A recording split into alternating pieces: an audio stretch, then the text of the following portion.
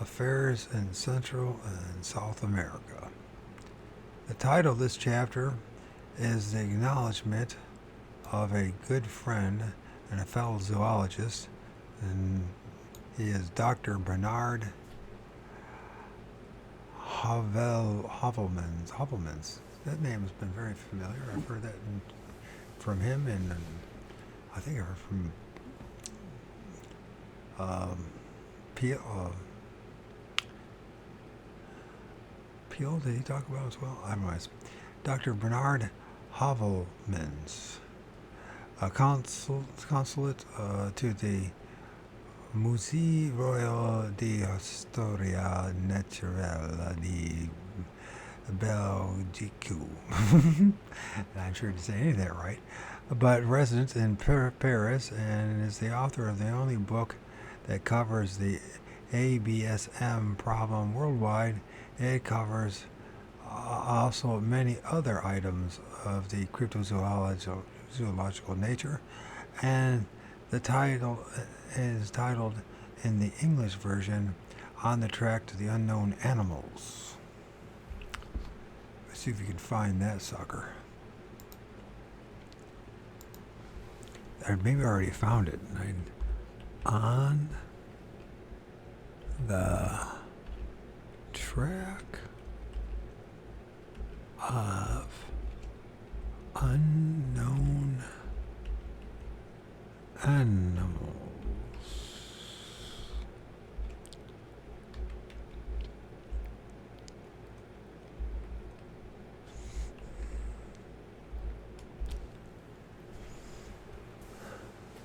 Oh, I already did find it. Okay, I did. All right. Well, okay. Another recommendation, highly recommended. I shall be leaning very heavily upon this work from now on, with its author's more than generous permission. Bernard and I have been on these tracks severally for many years now, but as we have constantly exchanged information and discoveries, a considerable amount of what we have to say has similar origins. However, there is much that both of us have unearthed either firsthand or by borrowing assiduously through published material that the other has missed. Frankly, neither of us know any longer, in many cases, exactly just which items came from which in the first place, and as constant acknowledgments in the text would be irksome, Bernard has given me permission just to barge ahead and gobble up anything that may seem to me to be pertinent. However, while we were both once professional zoologists, we specialized in different aspects of the science. I started out as, and always really remained, a field ecologist, but have specialized in a major of distributions of animals in accordance with that of the vegetational types, and therefore approach most, if not all, matters from that angle. Thus, there may be times when I disagree with my good friend Bernard, and since I have never then failed to say so to him, I shall also be mentioning the fact that in this text, as I go along, if occasion arises, I was on a framework of vegetology that I tracted ABSMRE in North America. From now on, especially in the tropics, it becomes the main theme of my story. At this point, I have to revert to type and refer to maps, notably number 9. At this point, I have also asked the reader to plunge once again into the botanical geography in addition to being all of the other unpleasant things that we have accused them of. People are very um, chauvinistic and from a national point of view, frankly, uh, bullico, Bill, bucolic, excuse me. This shows up in various ways like wars and tariffs, but most noticeably on maps. It is almost impossible to buy a map of any country and in that country that shows anything starting immediately beyond the borders of that country. Thus, not only road maps, but even our school atlases have a habit of going along splendidly to the Rio Grande and to some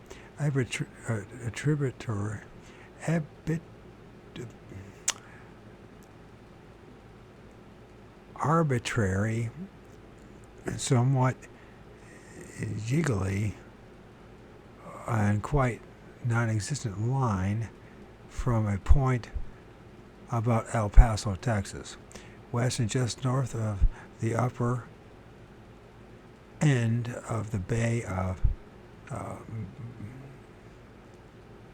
Baja, California, and thence to the Pacific coast a few miles south of San Diego, California. Beyond that, southward, there is a great white blank, while the United Staters of North America are outstandingly obtuse in this respect. We cannot really exonerate the other United Staters of this same continent. The United States of Mexico, from indulgence in the same idiocy, their maps customarily run up to the same ridiculous line, above which a ghostly pestilogos gringos may be seen in strong light. The American Geographical Society of New York has published some most excellent maps that show the whole North America and especially overlaps between our country and Mexico. These are very revealing, and that one learns from them as one does if one actually travels through the strip of territory, that precisely everything, and it says something here, sometimes things get much worse, as when Guatemala published a map of her country which included the whole of British Honduras because they claimed it, and then the Mexicans countered with a map of their southern states from Isthmus to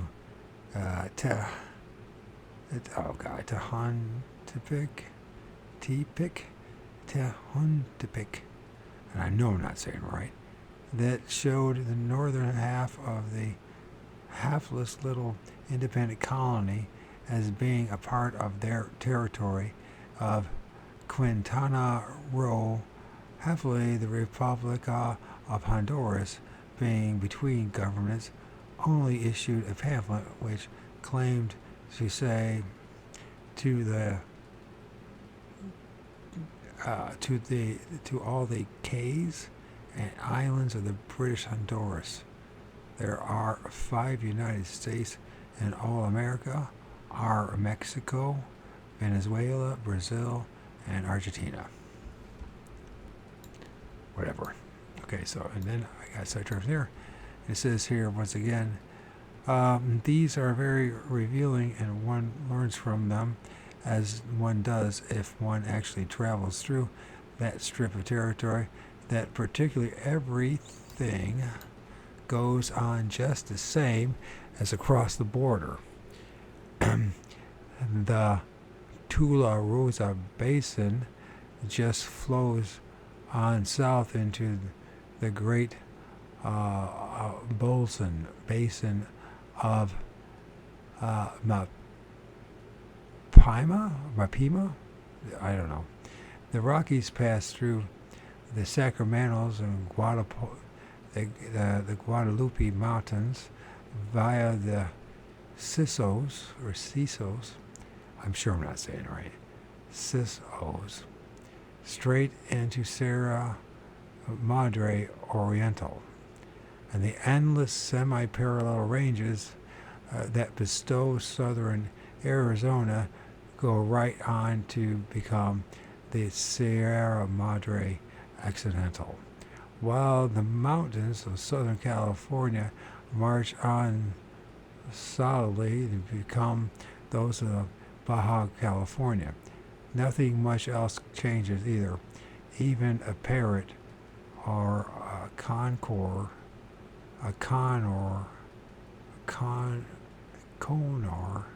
what the fuck?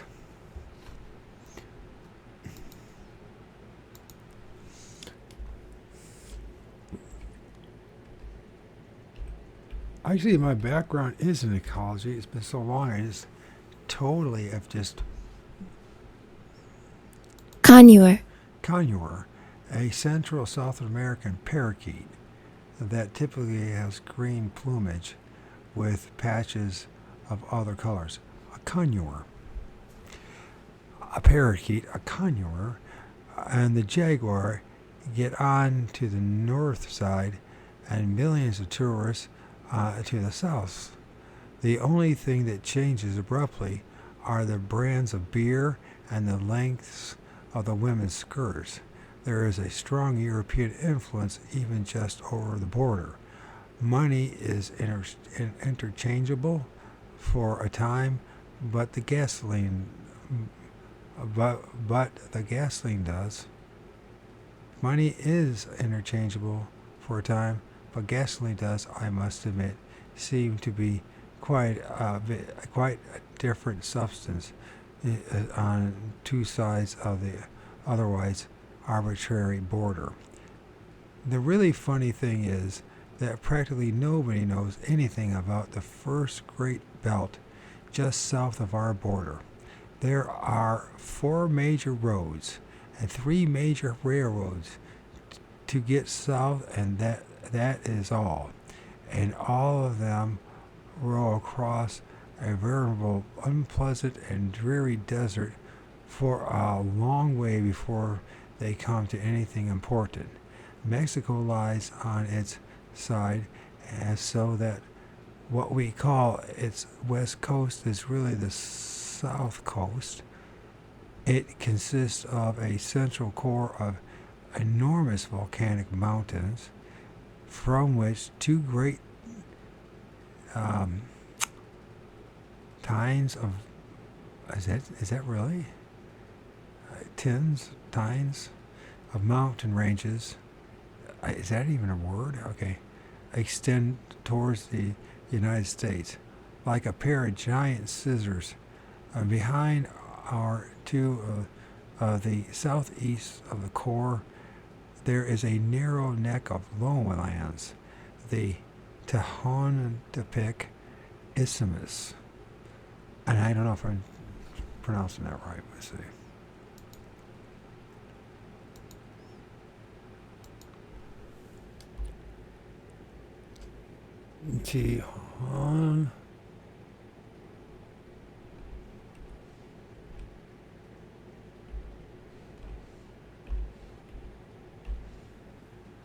Maybe that's what I should do. Learn how to pronounce some words by making videos pretending I know how to pronounce the words. That would be, yeah, really productive, wouldn't it?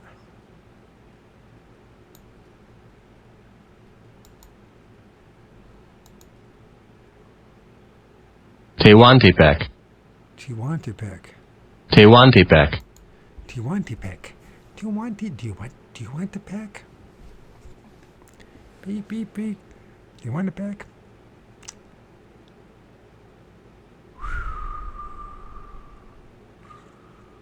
where you are, Tehuantepec.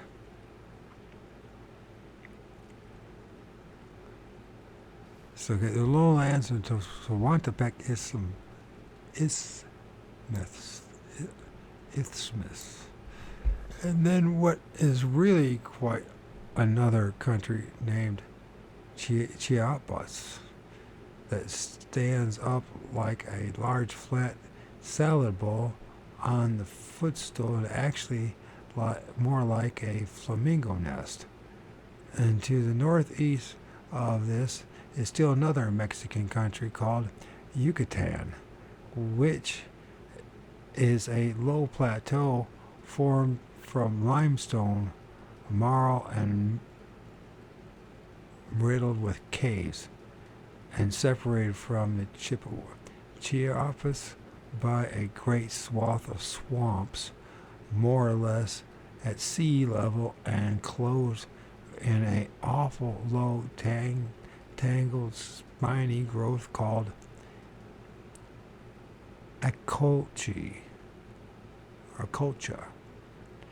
Yucatan, which includes the state of that name, as well as the territory of Quintana Roo,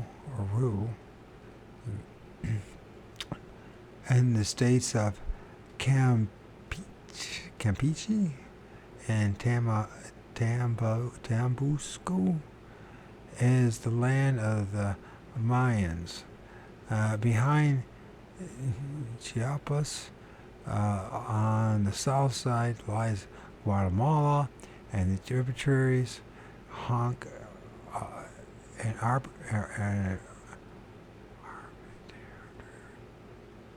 and a arbitrary hunk of volcanoes and aggressive mountains that really forms part of a much larger mountain block that extends to the Great Lake District of Nicaragua. Sierra Madre Oriental, along with her massive associate ranges, are still not much known, and though they are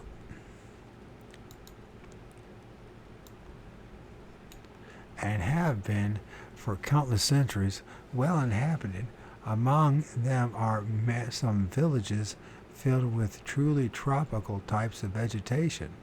The Sierra Madre Occidental, on the other hand, is almost entirely unknown.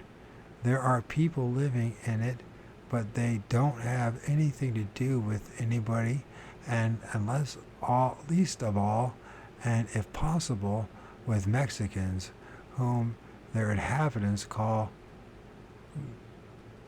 gauchis.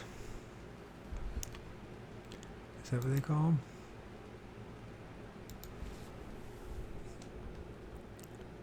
Sarah, I left my own little world.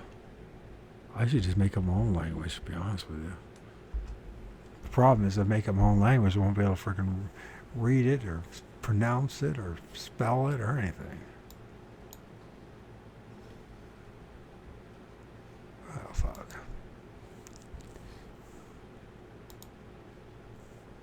Guachis. Guachis, not gauchis, guachis. Guachis. It happens called guachis, which is a slang expression for a very old bus, more or less held together with bits of string. Guachis. Among these people are the Yaquis.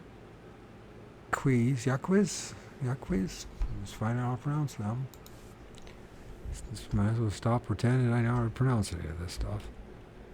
It's not going to do any good anyways. Yaquis. The Guachis and the Yaquis. Sounds like a couple of soccer or football, European football teams. The Guachis and the Yaquis. There's the Yaquis who play a great part in modern Mexican history, who still write in hieroglyphics, and who were alleged to have been scalping on the main Pacific Highway in the early days of World War II. I don't know, 60 years ago this was written, so God knows how much that's changed. They are very splendid people. Everything an Emerid should be, both in fact and in fantasy. The southern, i.e. to us western, block of the mountains runs for 800 miles southeast till it hits the comparative lowland break of Guadalajara, or something like that. It is crossed by only one road from Durango to Mazatlan. I know I'm not saying this right. I just know I'm not. These people that read these books online and they don't have, and they just perfect, and it's like Mazatlan. Mazel tov and Mazatlan, okay. From Durango to Mazatlan, it has a canyon in it that has been estimated to be 200 times the size of the Grand Canyon when all its measurements are taken into consideration. No shit. Though you may consult yourself about this because nobody has ever explored it. I have seen one end of it and very impressive it is. Most of its bottom is choked with forest and there are said to be people in there. At least my, Gauchis, Indian friends told me so. These are said never to come out, to be very big, and to be hairy all over. No shit. The Yautji Indians know about some hairy people that live there in the mountains, or in the forest there in that canyon. Huh? A canyon is 200 times the Grand Canyon. And we never even talk about that. The rest of, at least I don't know, somebody's got to talk about, but I don't know who they are. The rest of Mexico down to the northern escarpment of Chiapas is charming and much more civilized than any of us northerners realize and like to think. They have universities down there 200 years before our country was founded, and some of their modern ones are carrying on studies that are so far ahead of anything being prosecuted in ours that it makes us look a little silly. That may be why we don't hear about them. The best work that I have seen on vegetational distribution, not excluding Soviet Russia, has been done at and published recently by the University of San Luis Potosi. Fuck if I know. Let's figure out how to pronounce it. I was married to a woman who grew up in Almada, Portugal, could speak 3 different languages. I still can't speak English. Life depended upon. I have no idea we were together. I thought that except for she was, I think she was just using me to improve her life. I can't see any other reason why she'd be with me. But there she is. She was with me. She can speak 7 languages fluently. I can't do anything. I can't fucking say a goddamn thing. Except goddamn. This doesn't say much, does it?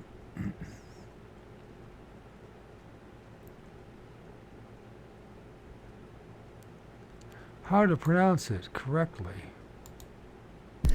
You are looking at a curious word, but how do you say what you're looking for today? Buenos dias. We are looking at how to pronounce the name of this city in central Mexico. We'll be looking at how to say more confusing names or names many mispronounce. in English from Yeah, Spanish. we just say the fucking San Luis Potosí, Potosí, because you have this accent on the end of. So it's Potosi. St. Louis, Potosi. The University of St. Louis, Potosi. The indigenes, for we can hardly call them natives, of this main central area are too busy even to turn up any folklore about the ABSMs, but they have dug up some awfully funny looking statuettes. But this is another subject that cannot be involved in here. Now, while the plateau of Chiapas is rather an unpleasant, dusty, cactus-strewn place that looks not unlike one of our lesser deserts due to its latitude, it is ringed by well-forested mountains from gorges that are filled with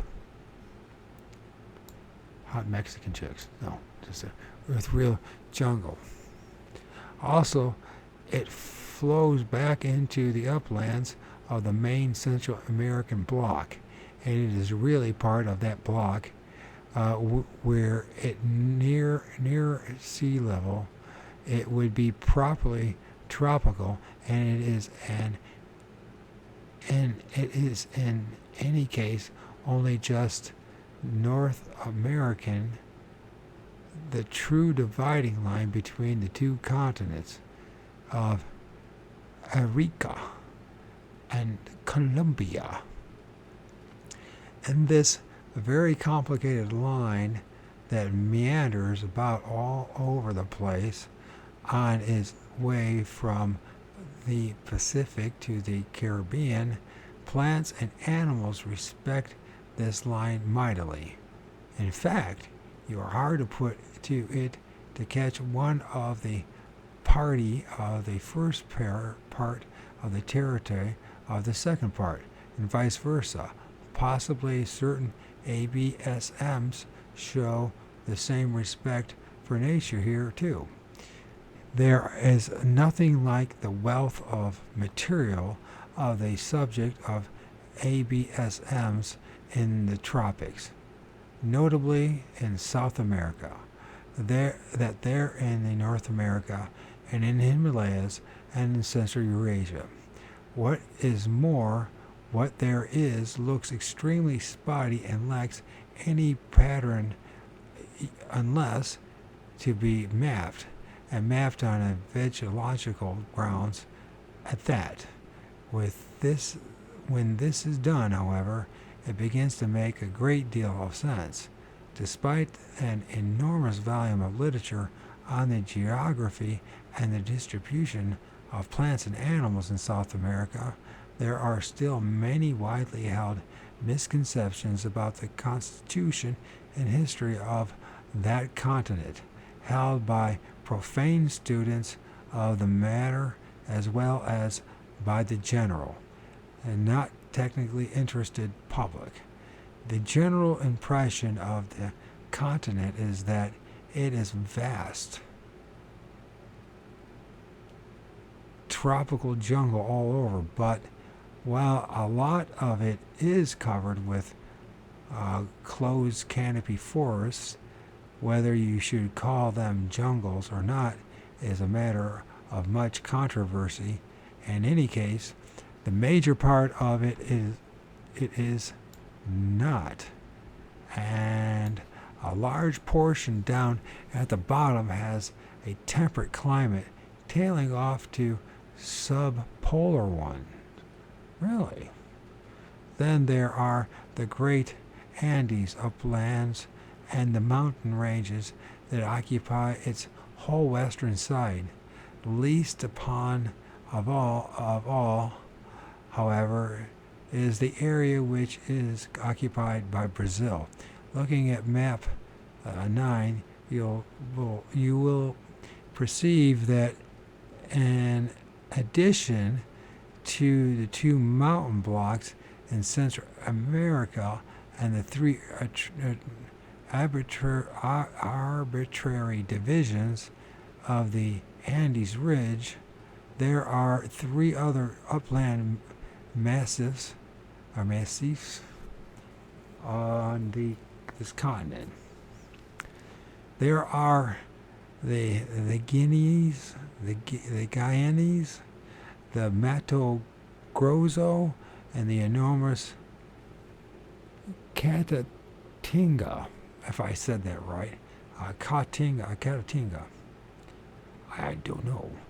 The last is the most puzzling to foreigners because one's impression of Brazil has been gained from the periphery of this grim sloping plateau, and this periphery is almost everywhere a lush lowland belt of forests and other massed vegetations.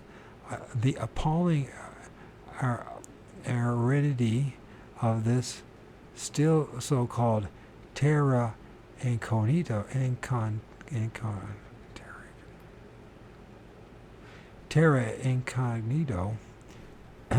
which reaches its climax in the northeastern bulge of the continent, is so generally known.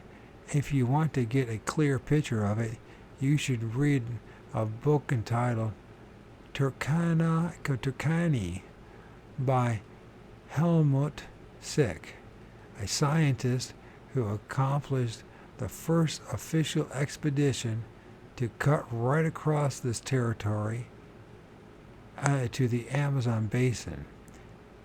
In this, you will very soon see the complete difference between these uplands and their vegetation, climate, and fauna, and that of the equatorial forests of the Amazon.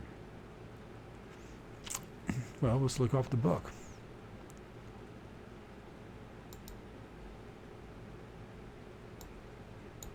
Maybe we'll have it there. Maybe we'll get real lucky.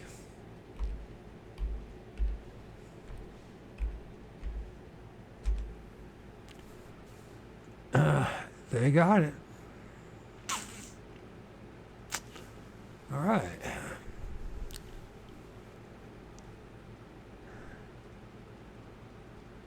The two are abruptly different worlds, and as one approaches the latter from the former, one comes up against an actual wall formed by tall evergreen vegetation. Really? If one raises the subject of animal life in South America, everyone invariably yells, "Green hell," and thinks of the Amazon basin. It is a funny thing, but there is nothing hellish about any jungle, or rather especially about that Amazon.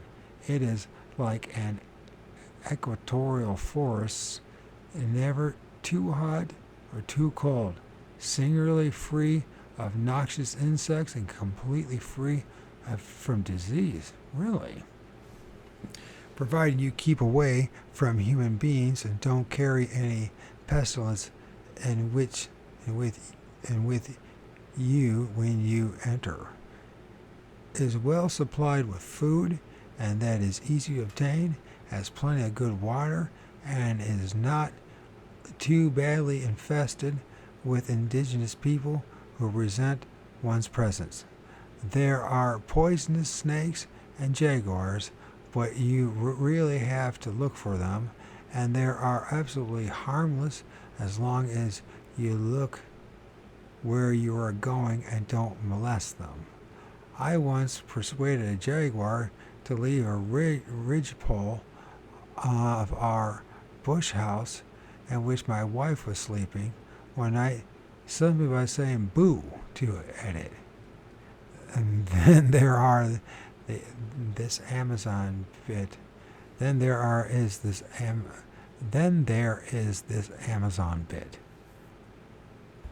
It so happens that the basin of this name, which contains the greatest river or river system in the world was, until not long ago, geologically speaking, an arm of the South Atlantic, a great inland sea.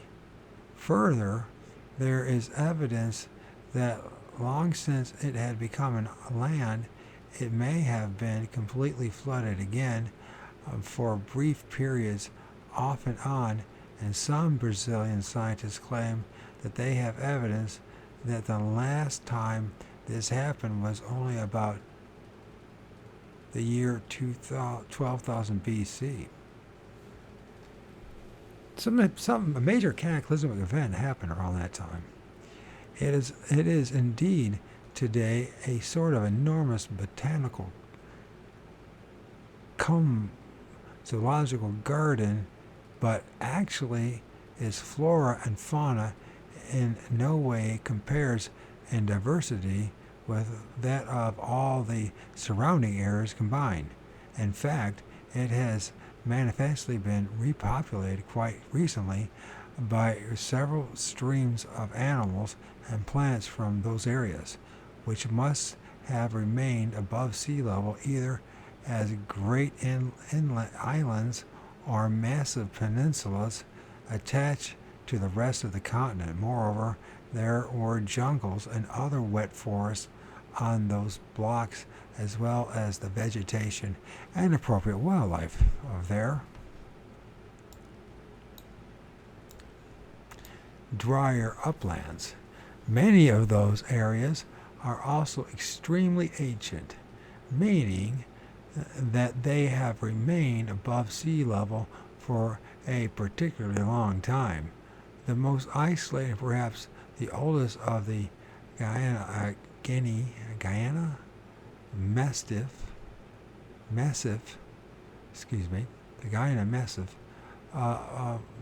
both seniority may be claimed for the Colombian Massif. This was certainly there before the Andes were pushed up, and the Andes themselves are relatively comparatively recent, and they might be very new. This is not our story, but it is germane to it, and that the age of the montane forests of the Andes has a very important bearing on the recently past history of ABSMs and their possible distribution there.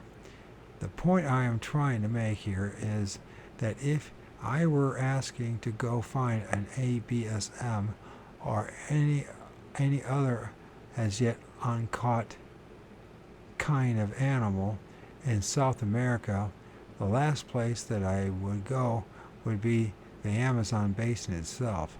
I would track to the Guyanese Massif first, next to the Colombian Massif, and then move on to the uplands surrounding the Mato Grosso.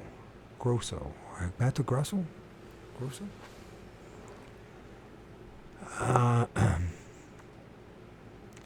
After that, I would do that. I do what I could about the Caatinga and the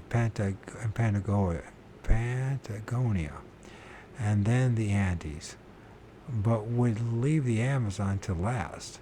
As a matter of fact, I would do a thorough job on the northern Central American block before even going to South America at all. And this is just what I now propose to do. The limits of this last block are very clear on map 9 and confined between the Isthmus of, I forgot the name, how to pronounce it already. Tehuantepec. Fuck, I'm such an idiot. I can't believe how stupid I am. Could he get any more dumber? No, he can't get any more dumber. Just can't do it. You just can't do it, man.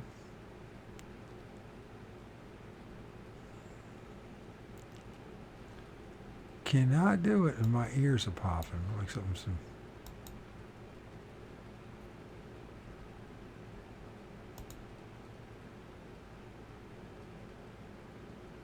Tehuantepec. Tehuantepec. That's right. Tehuantepec. You want a pack? You want a pack? Do you want a pack? Come on, man. You want a pack? Why can't I say the word? Do you want a pack? Why can't I remember Tehuantepec?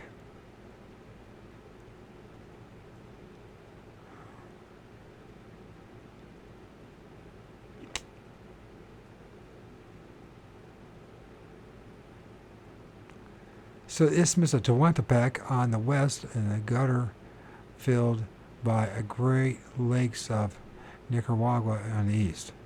The smallest southern block running from the latter line to the valley of Atrato River that cuts the Panamanian Isthmus off from the Colombian Massif, not Mastiff. Where the hell did I get that Mastiff from? Massive will not concern us. There are some exceedingly strange small animals in that block, and there are some odd folklore that I have nothing concrete upon our subject from it. The main and western block is enormously mountainous and constitutes one of the major areas of volcanicity in the world. The number of volcanoes you can count from a point above Guatemala City is variously estimated and often grossly exaggerated, but it is nonetheless quite remarkable. The southern edge of the block drops abruptly to a narrow cactus-covered dry coastal plain, but the northern face steps down through ever-decreasing banks of mountains and hills to a wide forest-covered coastal fringe. Its real border is the valley of the river of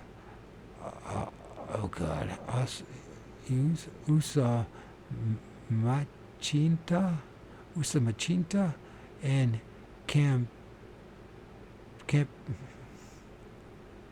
I don't know, Campeche?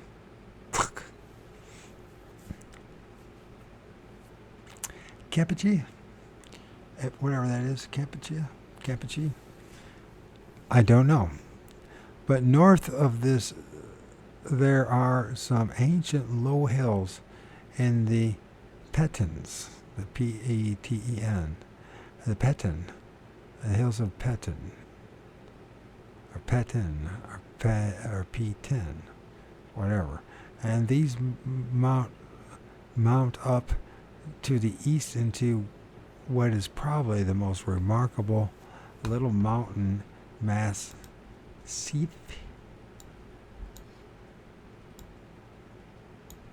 and the whole of the Central America. This is called the Maya Mountains and lies in the southern British Honduras. I have been carrying on a very long distance correspondence with an American lady for a long residence in what is really the outer periphery of the Mexican state of Chiapas. She was introduced to me by a man in the publishing field with the very highest reputation and whom I must greatly respect. Not for this, I simply could not bring myself to record the following, even in purely reportorial way. As of going to press, I have not received a reply to my written request, and letters have been paddled up a river to her, taking several days to enter this information over her name. However, I've heard from her that a form of ABSM is not quite but very well known in the forest nearby where she lives. This, incidentally, is a continuation of those montane forests about which my friend Cal Brown writes, see below. This, she tells me, is known locally by various names such as salvage or cax finic or simply phantasma humano. Phantasma humano. She then goes on deadpan to write, I've seen this creature on various occasions and heard it frequently. And last time was about a year ago. However, some of the things I know about it can coincide with your information from other areas, but I cannot reconcile the cry described with mine. I don't think I've ever heard anything so disturbing, not frightening, but more dreadful and haunting. And it's just like the description of who? Guess who did the same thing? Esau in the frickin' Bible.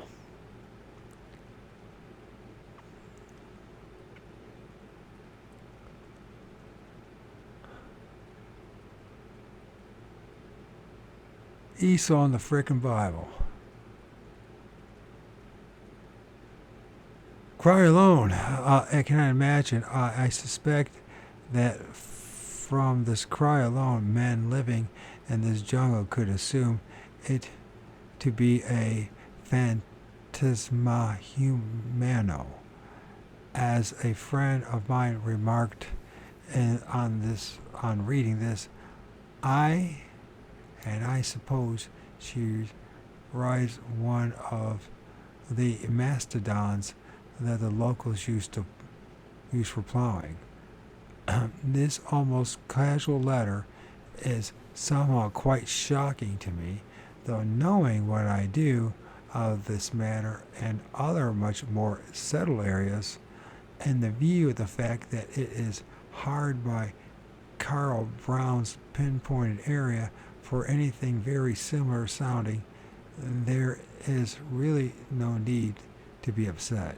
As I remarked in a previous passage, Chiapas of Mexico is shaped like a salad bowl held on high.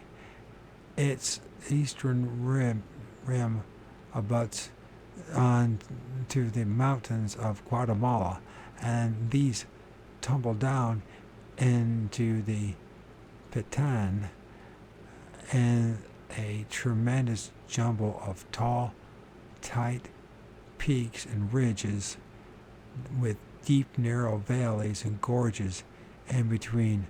The whole is choked with wet tropical forest, is unmapped, unexplored, and just plain not known. And a group of young associates under the leadership of this Kenneth Cale Brown, who worked for some years in this area collecting scientific specimens from botanical, zoological, and petrological studies. I once lived for several years in that area myself and flew over almost all of it repeatedly during the war and have walked all about it, comparing notes. After 20 years of this, Cal and I have come to the conclusion that this is one of the oldest areas on Earth, made of more strange and almost eerie, in fact, by the presence of many ancient Mayan ruins therein, which are stumbles across everywhere. In which one stumbles across everywhere. There is something uncanny about these gigantic artificial hills with their endless whirling carvings and courts and passages and mighty flat-roofed halls, now filled only with the chitterings of bats. Utterly abandoned and vast uninhabited jungles that just breathe silence in the noonday tropical sun. There are many strange things in these jungles, and some of these pertain to our quest. See map 8. Cale Brown has pinpointed for me a valley to which he partly once attained, and where some of those odd incidents occurred that so often crop up when actually exploring. You can't really put your finger on them, and often one misses even recording them. It may be plants freshly broken in a way that is just not right, or very strange calls. When he's bringing up about tree breaks and stuff like that right there. I mean, you know about this shit fucking 60 years ago. And it took Mark from Colorado Bigfoot to wake us up to this. They've been hiding the truth from us. Even the people who know about this stuff been not open about this stuff. I don't understand it. Outside of the fact they're worried about, what the government says or people ridiculing them, I don't know what else we could say. Why hide about this? Unless we've been at war with these things, and it really is the story of Esau. It might be the only thing that might be true in the whole damn book, called the Bible. This is amazing.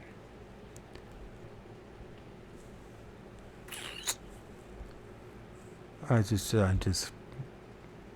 exaggerating a little bit there, but there's not much that's true in the book. But anyways, that's another story.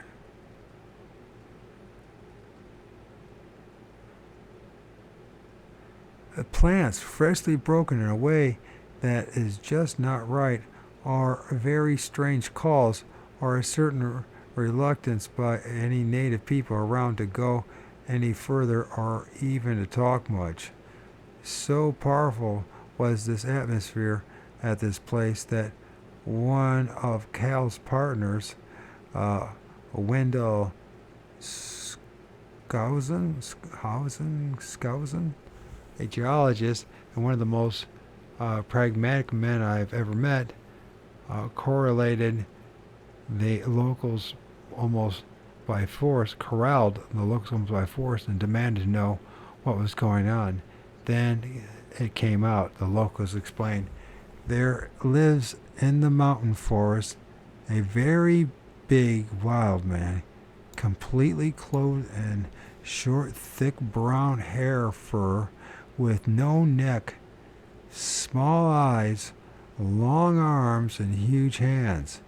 They leave footprints twice the length of a man's. An area in question was the Baja Verapaz, I think that's how you pronounce it, around the town of Cubulco. Cubulco is the last vestige of civilization. The road ends there, and for all intents and purposes, so does everything else. The range of the mountains in question is the Sierra de Caucus, whose greatest peak is Mount Caru Sanchez, 8,500 feet elevation. Depending on which direction you're coming from, there are between 5 to 7 ridges from the floor of the Cobulco Valley, the Rio Cobulco, which eventually joins the Rio Negro to the north, roughly 20 kilometers, to C. Sanchez, C. Sanchez.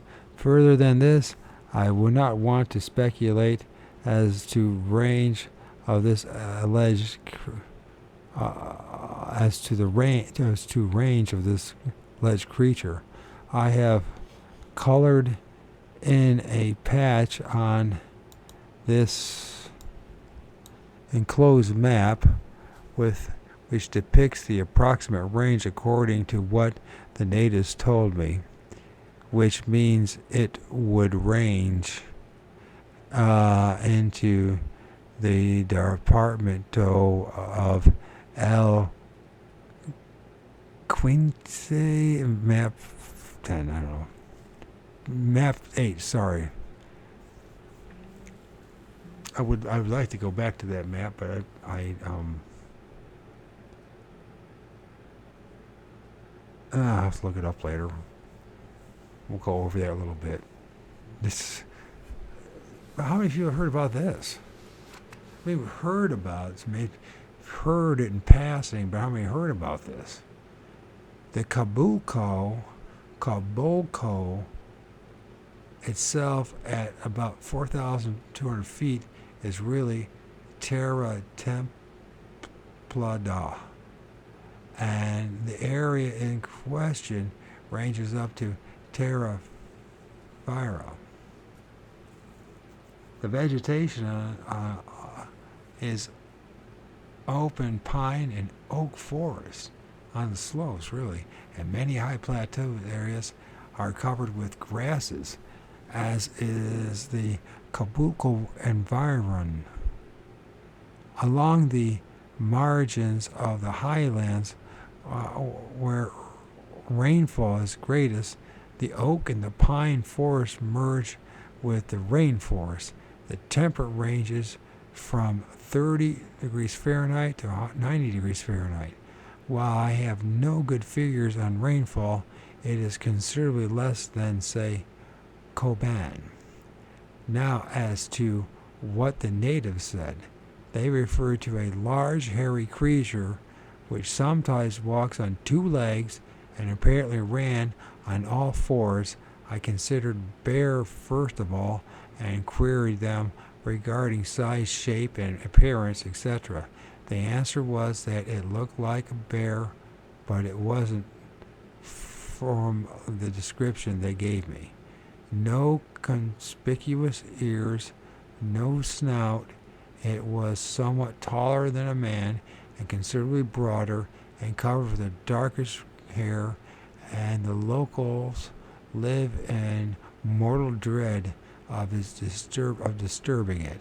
Occasionally, one or two of the natives who get drunk and particularly boastful would go half a way up the ridge, make a big show of hunting it, but no one ever killed one that I learned. Several persons reported that they were chased by it down the mountains, although with the fear they have of whatever it is, they probably just caught a glimpse of it and ran all the way down the mountain. Oh yeah, why wouldn't you? And ran all the way down the mountain, although with the fear they have, whatever it is, they probably just caught a glimpse of it and just ran all the way down the mountain at top speed.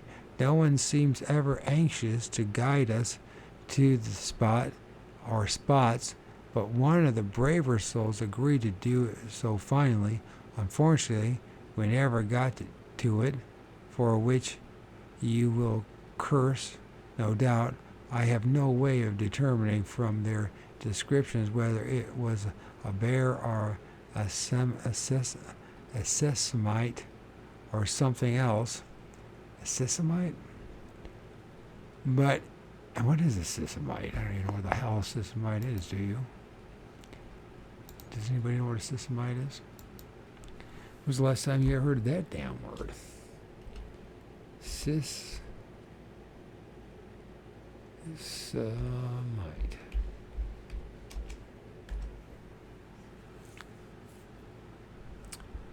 A sesamite is a bipedal, upright, gorilla-like creature that possesses a head much like a human's, with long hair and fur covering its body. Sesamite. Sesamite, or something else, but it would seem reasonable that something is back there. You will be somewhat interested in the fact that the natives reported to me that this thing calls every so often, and they hear it from time to time, and when they are traveling about the ridges. One cannot lay any store by calls, for the tiny doroculi, or night monkey of South America, Otis, can almost blast you out of bed when it really gets going. The holler monkey, the aluata, can individually make a series of noises that sound just like a dozen jaguars fighting. And in a thunderstorm. My point here is that I know Kyle Brown and Whitdale Skousen, and the others very well indeed, and have done so for many years.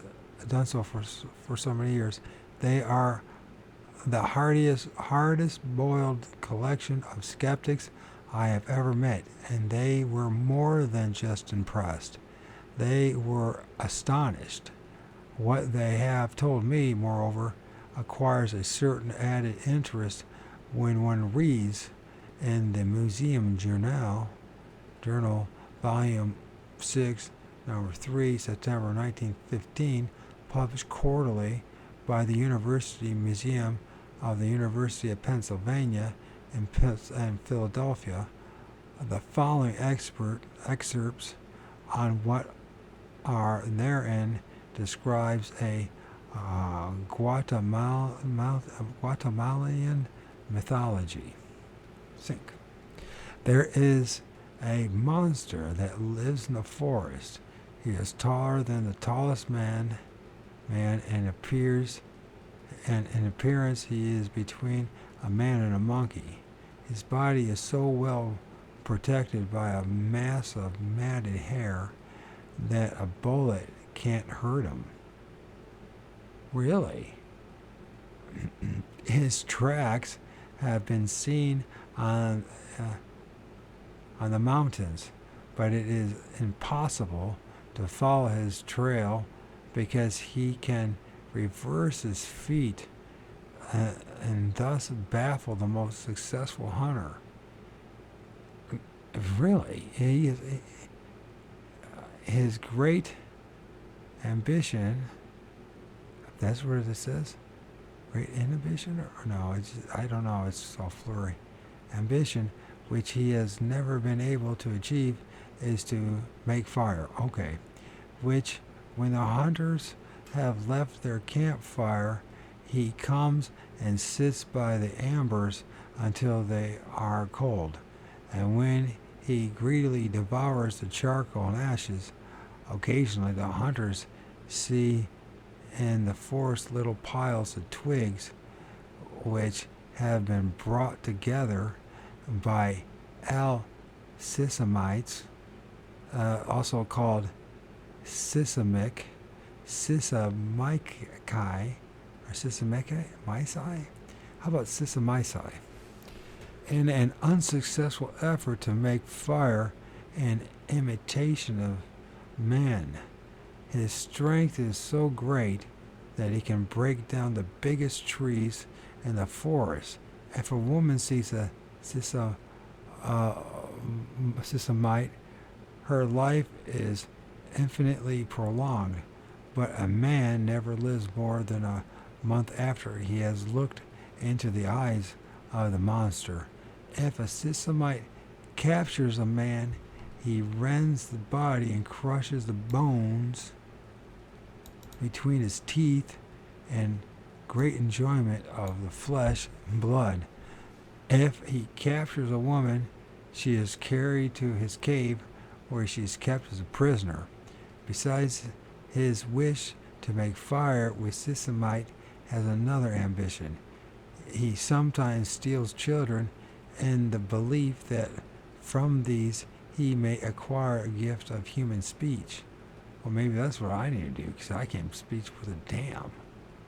When the person is captured by a Sisamite, and the fact becomes known to his near relations and friends, who at the moment are seized with a fit of shivering. Numerous tales are told of people who have been captured by a Sisamite. The following incident is related by a woman who had it for her, who had it from a woman who had it from her grandma. I think it's supposed to be heard from her grandma, but it says had. But then again, I might be wrong. A young couple, recently married, went to live in a hut in the woods on the edge of their milpa cornfield in order that they might harvest the maize. On the road, Roselia stepped on a thorn, and next morning her foot was so sore that she wasn't able to help Felipe with his harvesting. So he went alone, leaving one of their 2 dogs with her. He had not been working long when the dreadful feeling, which he recognized as Sisamite shivers, took hold of him. Plasma, electromagnetism, static electricity, shivers, the senses, and a feeling like that. Your hair race on your back, neck. Something going on here.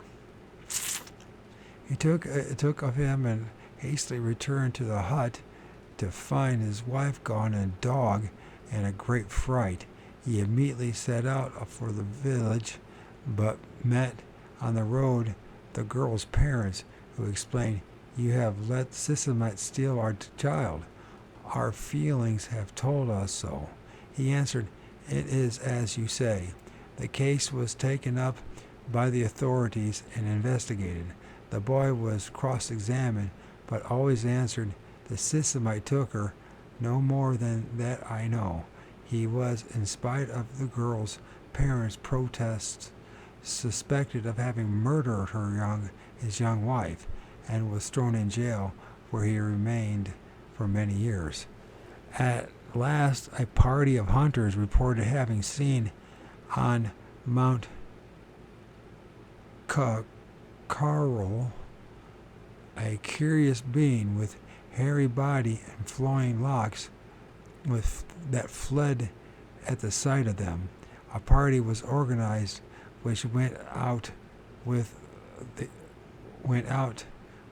object of trying to capture this creature at any cost. Some days later, the party returned with what seemed to be a wild woman, of whom the leader reported as follows. On Mount Karul, we hid in the bushes. For 2 days we saw nothing, but on the 3rd day, about noon, this creature came to the brook to drink, and we captured her, though she struggled violently as we were crossing the brook. Why would her? That's really bizarre. It's really bizarre if this is true, because it's like an amnesia. Did she forget who she was? Is that what happens with Stockholm syndrome? Is that what happens to us?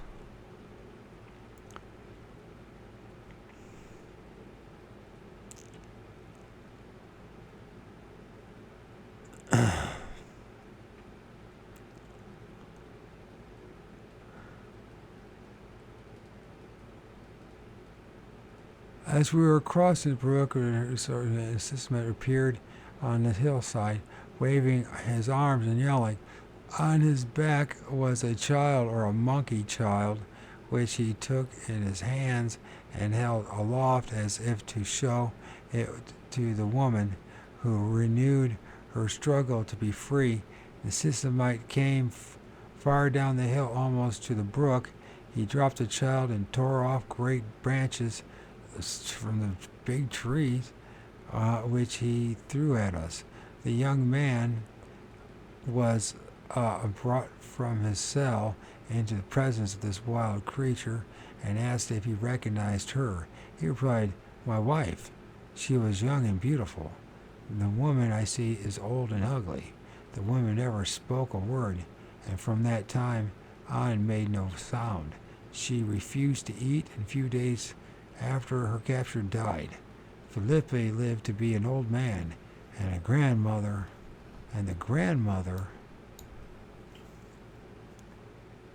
of the woman who told this story remembered him as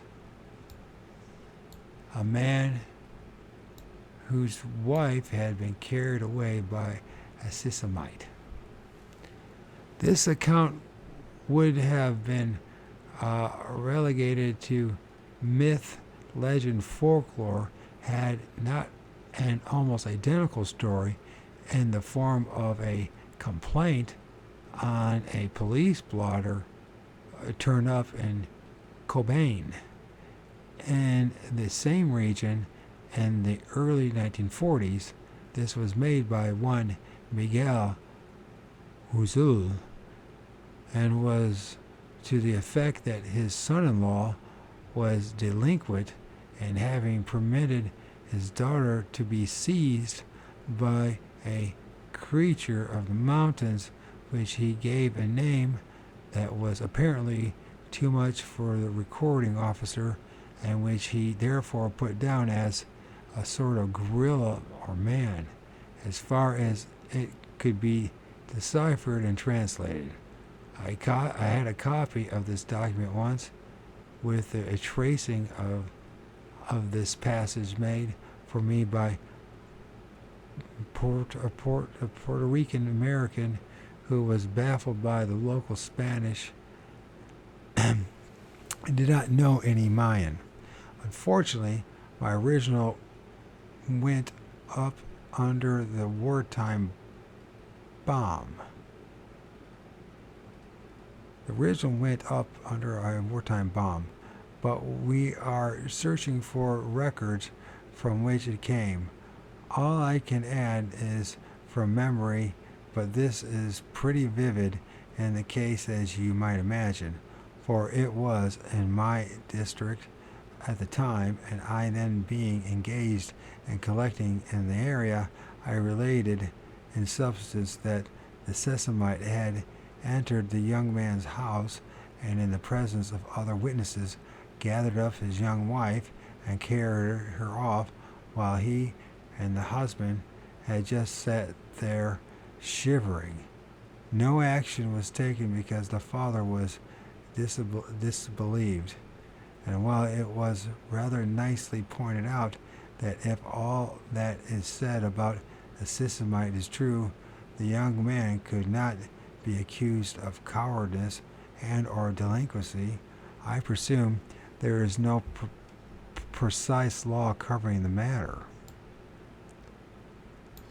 Even then, I would still relegate both stories to M, L, and or F, were it not for my own personal observations. Very close by British Honduras, while there, my wife and I penetrated some distance into these Mayan mountains. Not an easy task in the absence of any paths or people.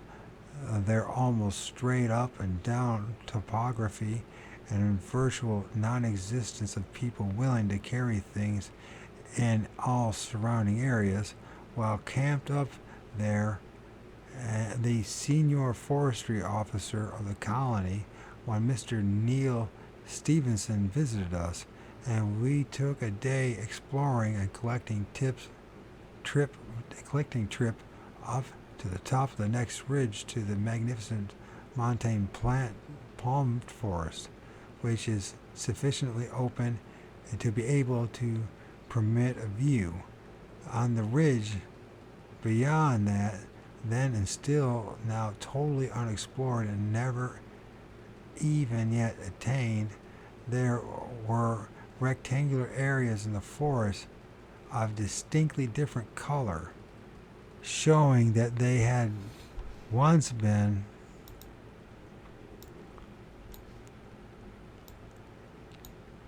cleared for cultivation. Later, we saw smoke rising from those forests, and Mr. Stevenson heard a cock crowing therein in the clear mountain air at dawn, when the Shell Oil Company later made a detailed survey of the whole mountain block by aerial, stereoscopic, and photography. They brought to light further evidence that there were people living there. Yet the mountain blocks stand up like an islands in the sea of lowlands, which have been crisscrossed by generations of mahogany workers and chili collector,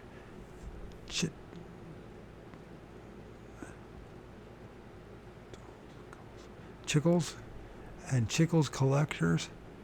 Not one single human being has ever been known to come out of it.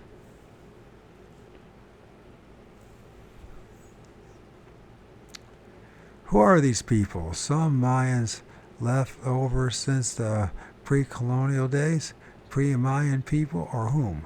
Whoever they may be, they must be getting a strange education, for their home lies under one of the main commercial airline routes from Florida and New Orleans and Meridia and the Yucatan and Guatemala City. While we ourselves once sat up on the lower slopes and watched the Queen Mary glide majestically by below down the Gulf of Honduras on her way to Puerto Barrios on a cruise. This is only a couple of hours flight from Miami, and yet there are apparently people living there who have never contacted other people since the time of Columbus. Now, I am not suggesting that these tree-clearing, chicken-raising chaps, whoever they may be, are ABSMs. But what I am suggesting is that if such people can continue to live in magnificent isolation for 150 years in a tiny country such as this, not more than 50 miles from a number of settled communities in all directions as the crow is allegedly flies, there could perfectly well be all sorts of other types of living nearby too. And this is just what people who live around the area affirm.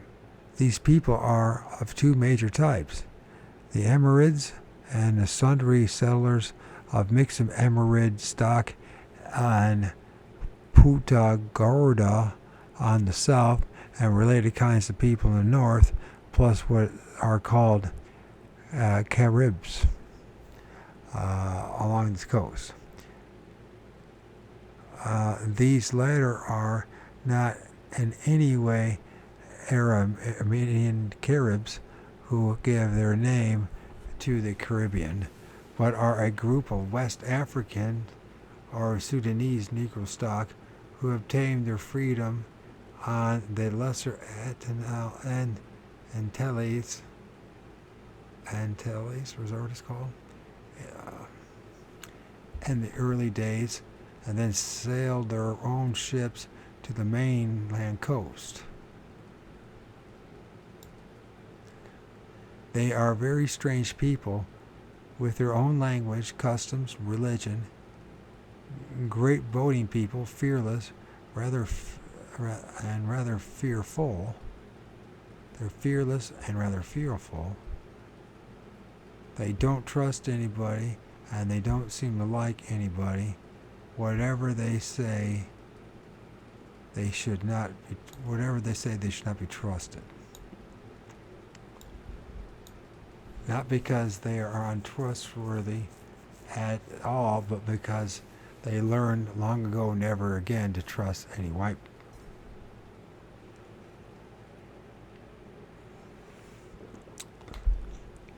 Both these peoples, the regular British Hondurans and the Brazilians, not Brazilians, but Belizeans, maybe this was Belizeans, on the coast Caribs, assert that there dwells in the tall, wet forests of the southern half of their country certain small, semi-human creatures which they call duendes.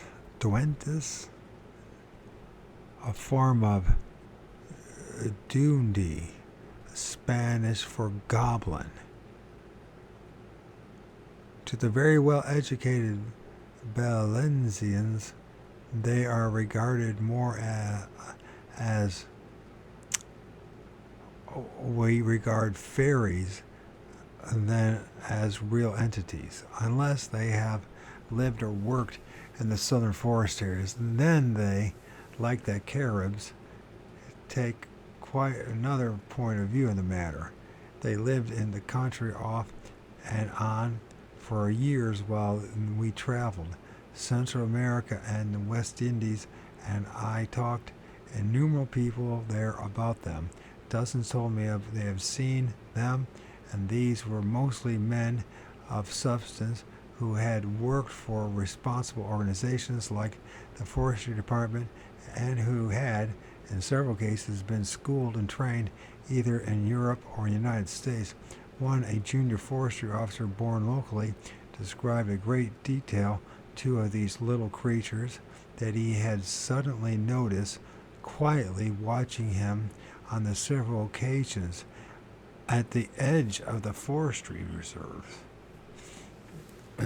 Near the foot of the Mayan mountains, when he was cruising and marking young mahogany trees. His description of them coincides with that of all the others who were serious. These little folk were described as being between 3 and 6 feet, and 3'6" or to 4'6", well proportioned, but with very heavy shoulders and rather long arms, clothed in thick, tight, close brown hair looking like that of a short-coated dog, having a very flat yellowish face, but head hair no longer than the body hair except down to the back of the neck and mid-back. Everybody said that these duendes, I guess, have very pronounced calves, but the most outstanding thing of all about them is that they almost always held either a piece of dried palm leaf or something looking like a Mexican type of hat over their heads.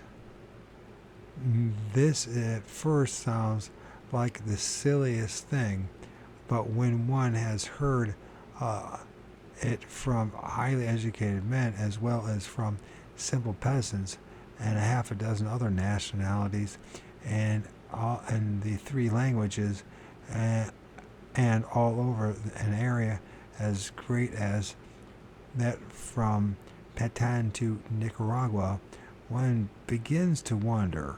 Then one day I came across a lone chimpanzee in Western Africa in an open patch of forest on the ground, and by jingo or lingo, it was solemnly holding a large section of dead palm frond over its head, just like an umbrella, and looking exactly like a large Mexican straw hat.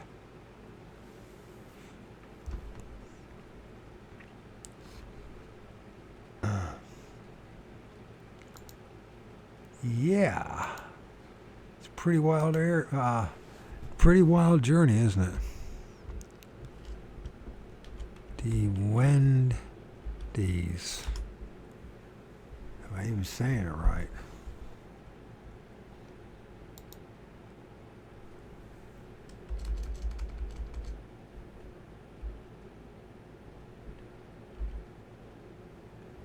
I probably won't even find this one. Nope, it won't even give me that. I'm just gonna have to go to Wendy's.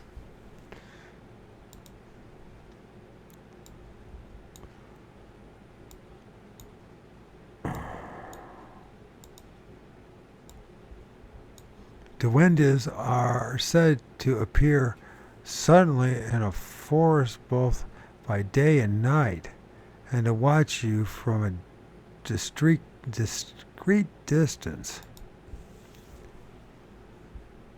They are silent but seem to be very curious.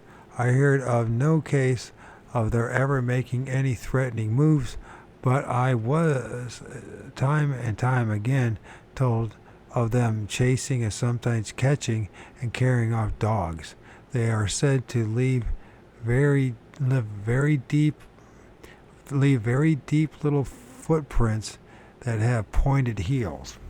The Wendy's.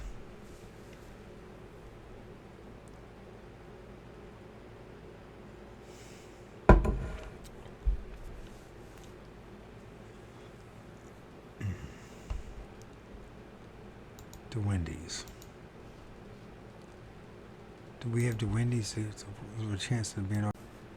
Yep, this would be, I guess it would be part 4 of Abominable Snowmen,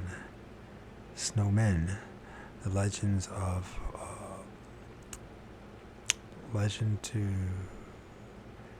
come to life. Anyways, Abominable Snowmen, legends come to life. I wish I could blame it on drugs, but it's not drugs, it's my MS. And we were talking about this Dewentis, or Dewenties, depending on how you pronounce it, I'm not sure. And it's quite fascinating. So Dewenties are said to appear suddenly in the forest both by day and night, and to watch you from a discreet distance, and they are silent but seem to be very curious. And I heard of no case of their ever making any threatening move, but I was time and time again told of them chasing, sometimes catching and carrying off dogs. They are said to leave very deep little footprints that have a pointed heel. One does not really know quite what to make of all this. If you go to Belize, is that how you pronounce it?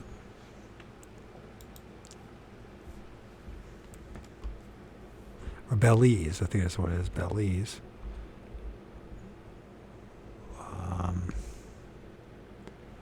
Has been, Belize,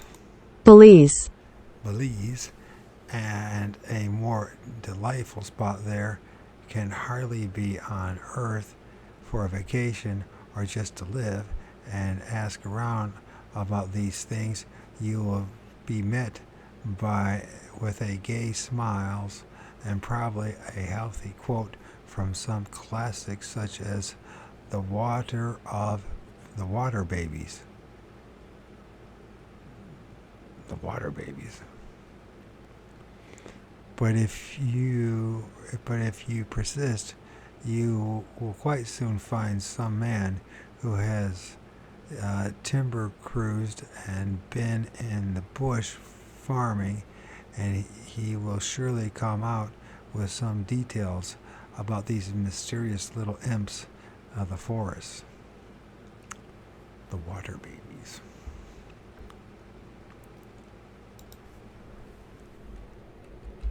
Is it like a...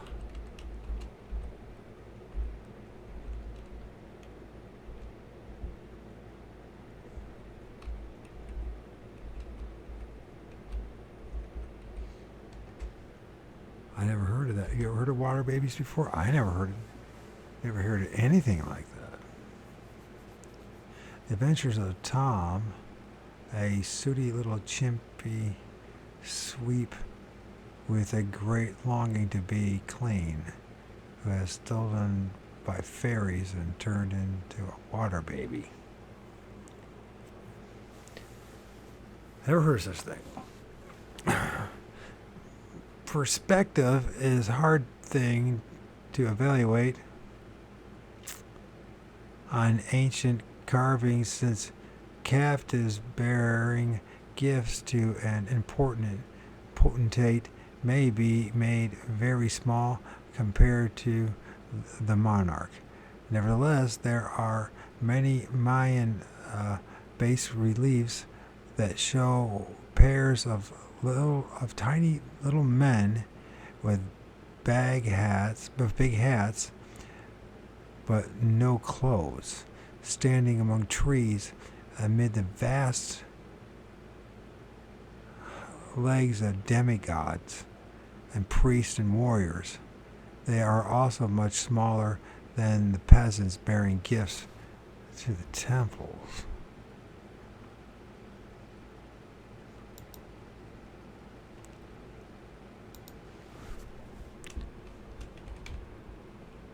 Why can't I not find that?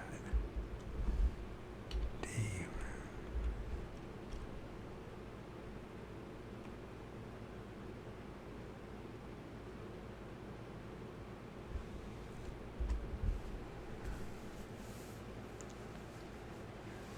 Goblin or elf or ghost or spook from in the form of a dwarf. Images. The Windies. Kind of scary looking little things. A little disturbing to say the least. The Windies. If that's how you pronounce it.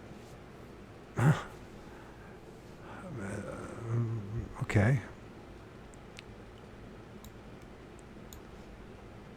Can't say it's not true, can't say it isn't true. As we have gotten on to the pygmies again, we might as well follow them. I have a letter from a well-known animal dealer of the Guayaquil, Ecuador, Herr Klaus U. Ohim, or Ohim. I don't know if I pronounced that right. Who knows his zoology and who has a very long and intimate experience of the forests of his country and those of Colombia on the Pacific slopes of the Andes. In this he says, the so-called shrew, I have heard from the Indians and a few white hunters on both sides of the Andes, but decidedly more so on the eastern slopes, yet vast mountainous areas are still quite unexplored and rarely, if ever, visited. All reports describe the shrew as a small 4 to 5 foot creature, decidedly hominid, but fully covered with short dark brown fur. All agree that the shrew was very shy, with the exception of one Indian, who claimed having been charged after having missed with his one and only shot from a muzzle-loaded shotgun, and a weapon still used by a majority of Indians, along with blowguns.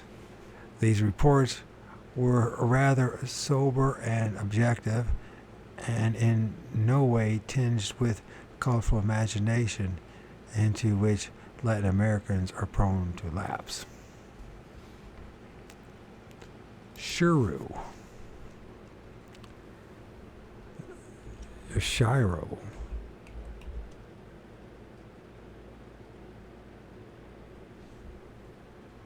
Shiro.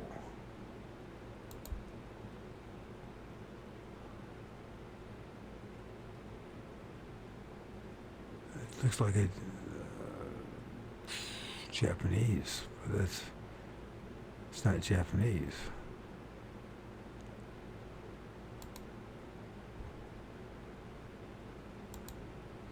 So there's a Japanese word that, and there's a Shiro too. Okay, don't know.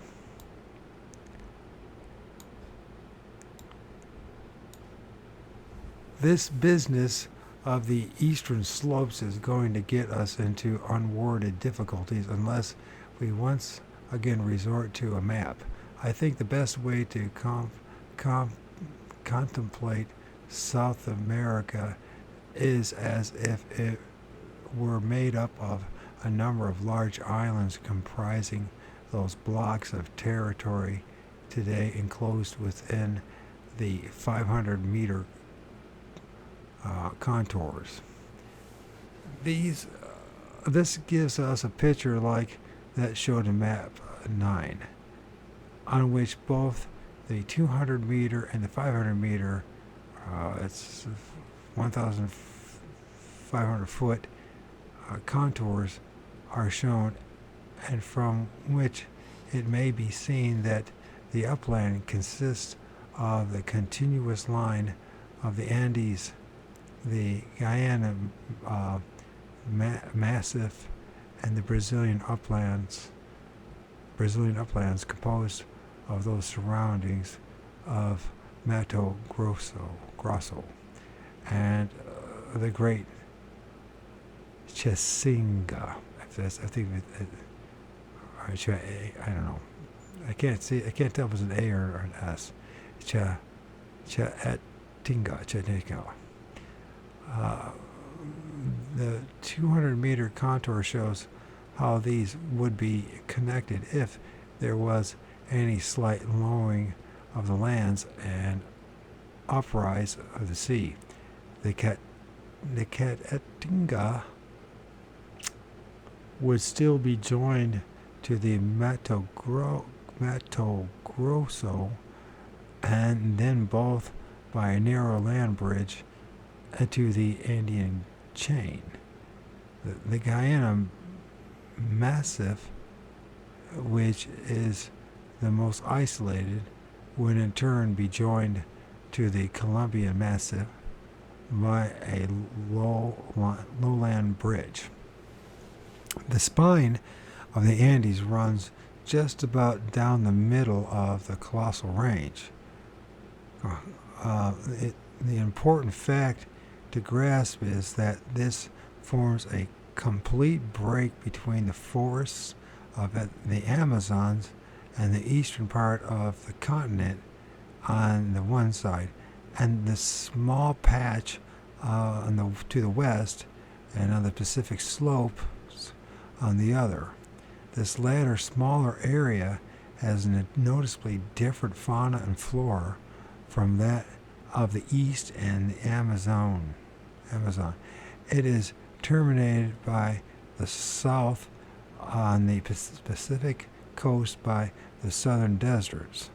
The ABSMs in South America are reported from both sides of the Colombian Massif, from the Guyana Massif and from the Mato Grosso.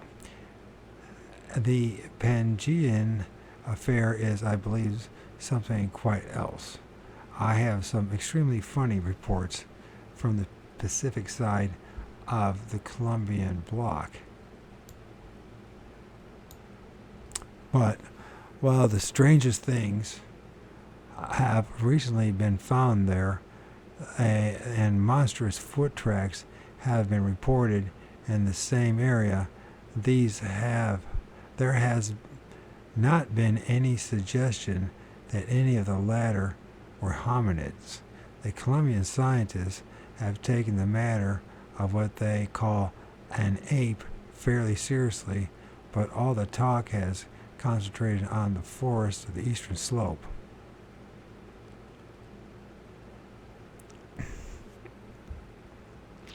And I don't want to talk about the giant worms. And this is here, I have, for some reason, been interested in the reported existence of giant earthworms in this area based upon some correspondence with some extraordinary bas reliefs on ancient pottery from that country.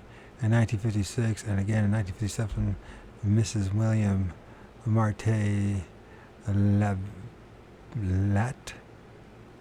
Latham or Latbaugh made a trip to the specific slopes of the Andes and obtained numbers of these, 5 foot long, when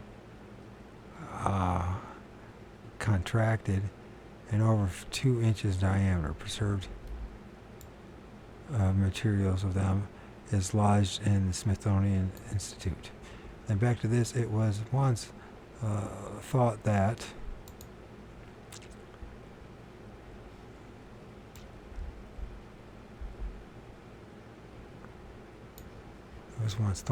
what?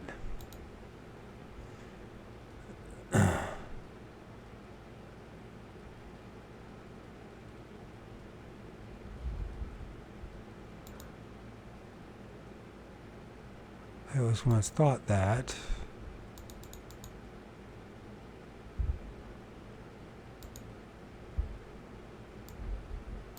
pygmies or ABSMs of the little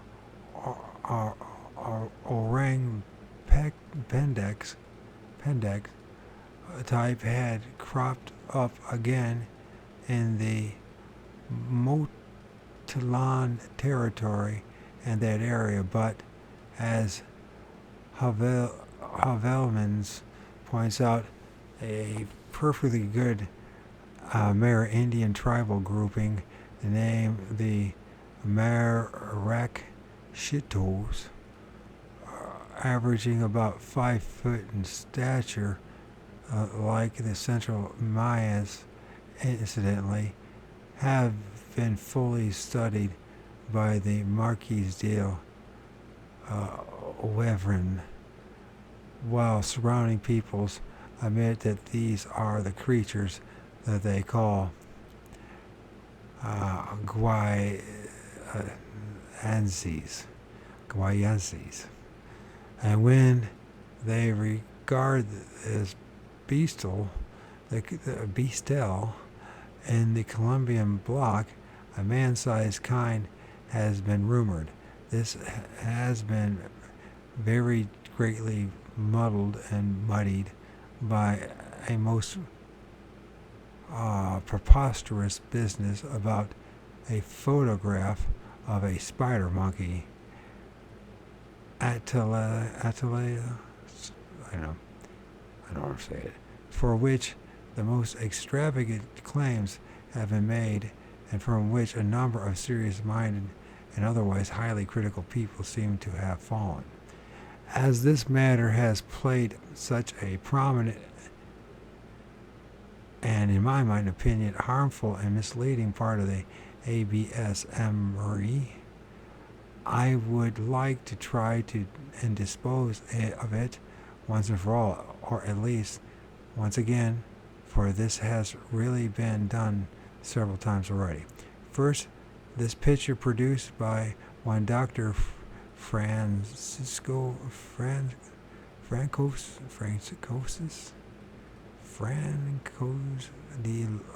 don't know how to say his name, Deloise, Francosis Deloise, is obviously that of a spider monkey, which is a very distinct type of South American primate that may be seen in any zoo. It displays all the characteristics of the genus: narrow shoulders, pinched chest, and comparatively length of upper and lower arms and legs, the hands and the feet in detail, and the enlarged clitoris of the female. In fact, it is pretty clear picture that one of these animals dead. However, of much more importance is the box on which it is perched. Anybody who has ever been outside a tourist hotel in the tropics will have run into the fuel problem since the discovery of petroleum oils. They, including gasoline and kerosene have been shipped all over the world in pairs of 5-gallon cans and rather light tin fitted into cheap wooden cases measuring exactly 21.5 inches long by 10.5 inches from front to back and 15 inches high. The better grade boxes are bound with metal tape around the two ends. The cases shown in Lloyd's picture is such an object.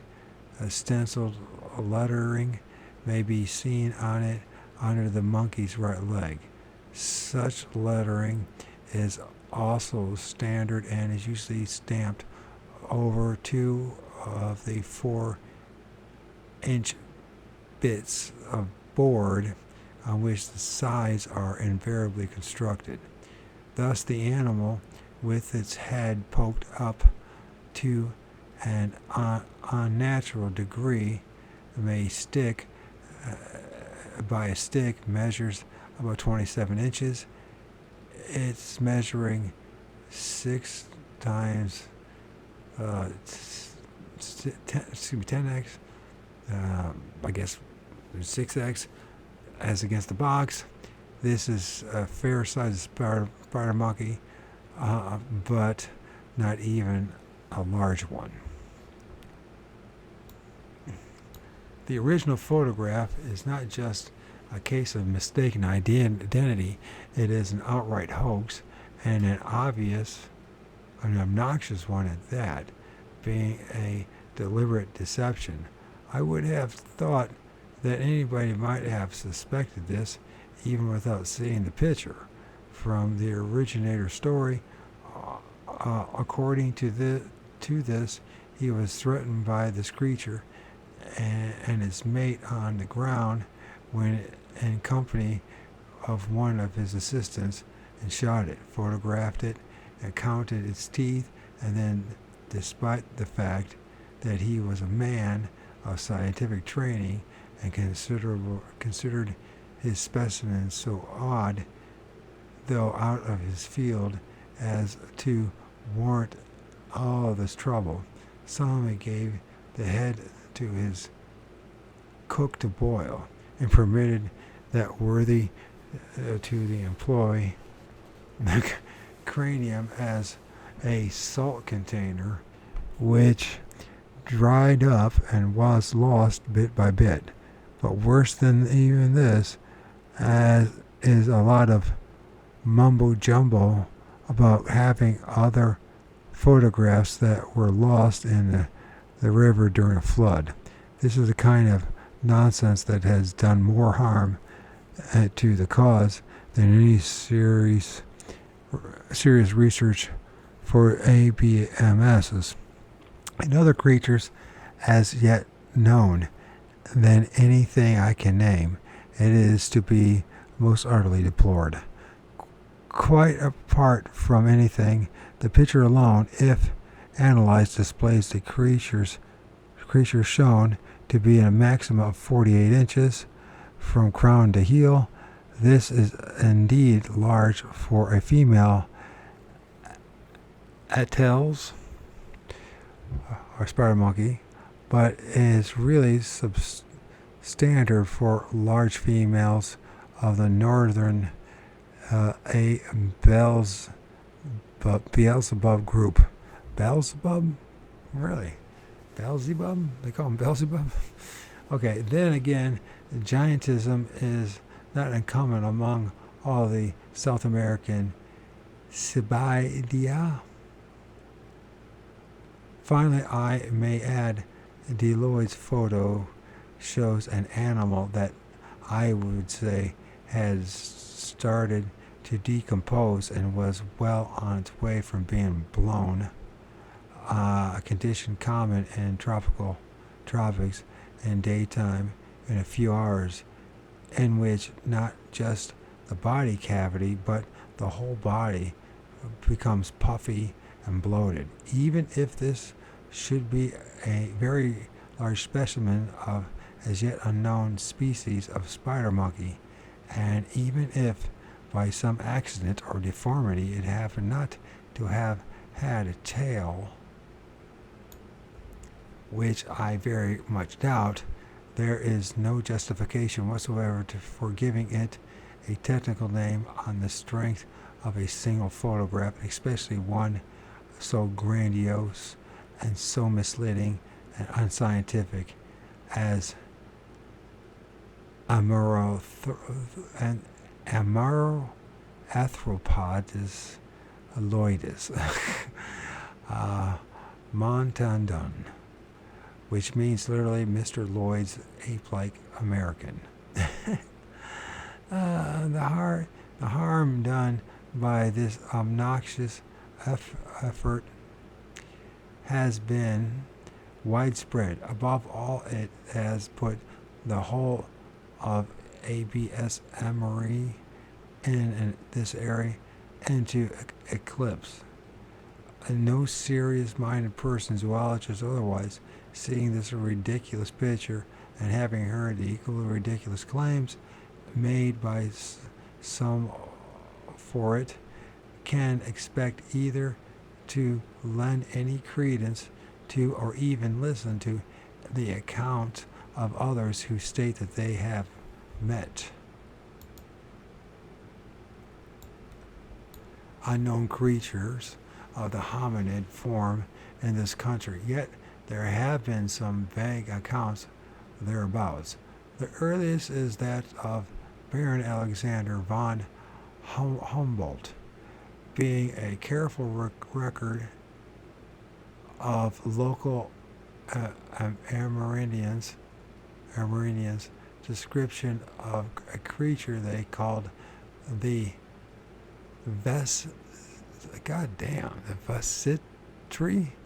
or the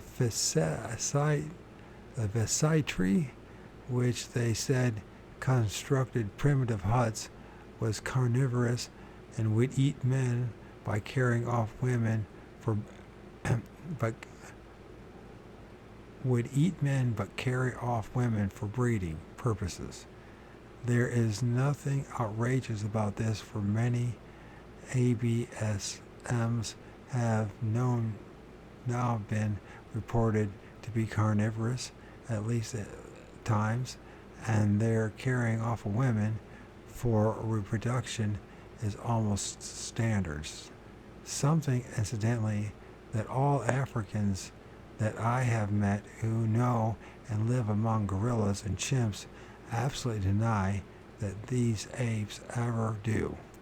Several other early writers say that to have mentioned the same creatures in this area. Bernard Halvelsman discusses an alleged encounter with an ABSM in this area by a Mr. Roger Courteville, but shows that we cannot place any reliance upon it. The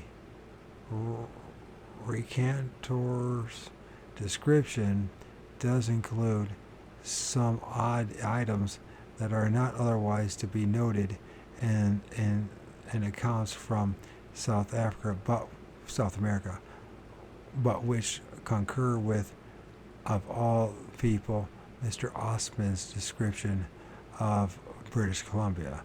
These are a tuft of thick hair running across the forehead and a powerful neck towering from a V-shaped torso and long body hair. However, the rest of the description, and particularly the darting blue-gray eyes, leave one in the gravest doubts. The only other definite information I have ever seen from this whole area is derived from a hand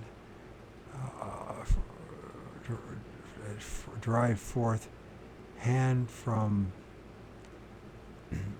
the Montalone Indians, who are said to state that there is an ape-like terrestrial creature in the Sierra de Piraja, the scene of D. Lloyd's exploits. and which is quite common.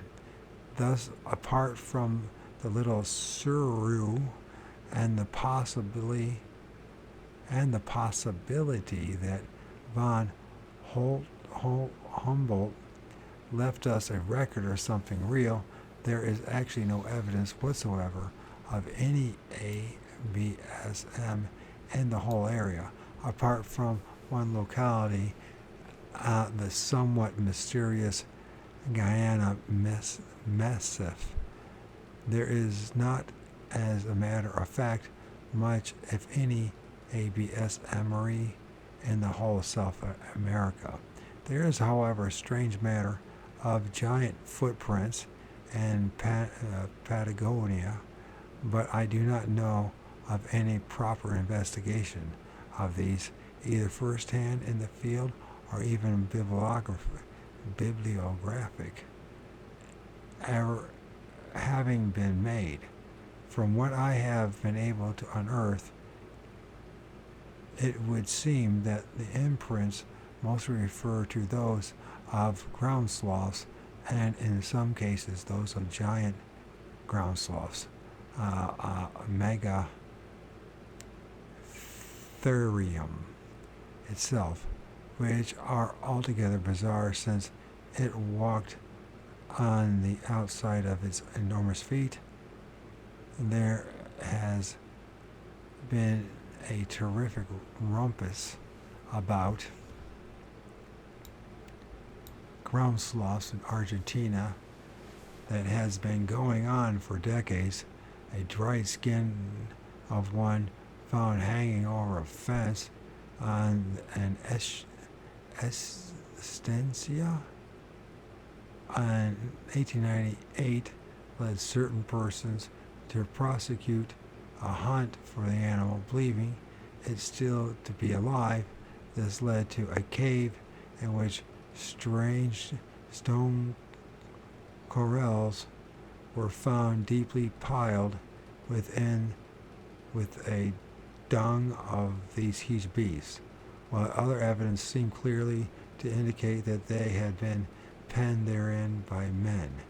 After considerable excitement promoted by the notion that some of the smaller forms at least might still be found alive, after the discovery of early records by the Spanish colonizers to the effect that the local natives caught huge shaggy animals in pits and killed them by building fires on top of the helpless beasts.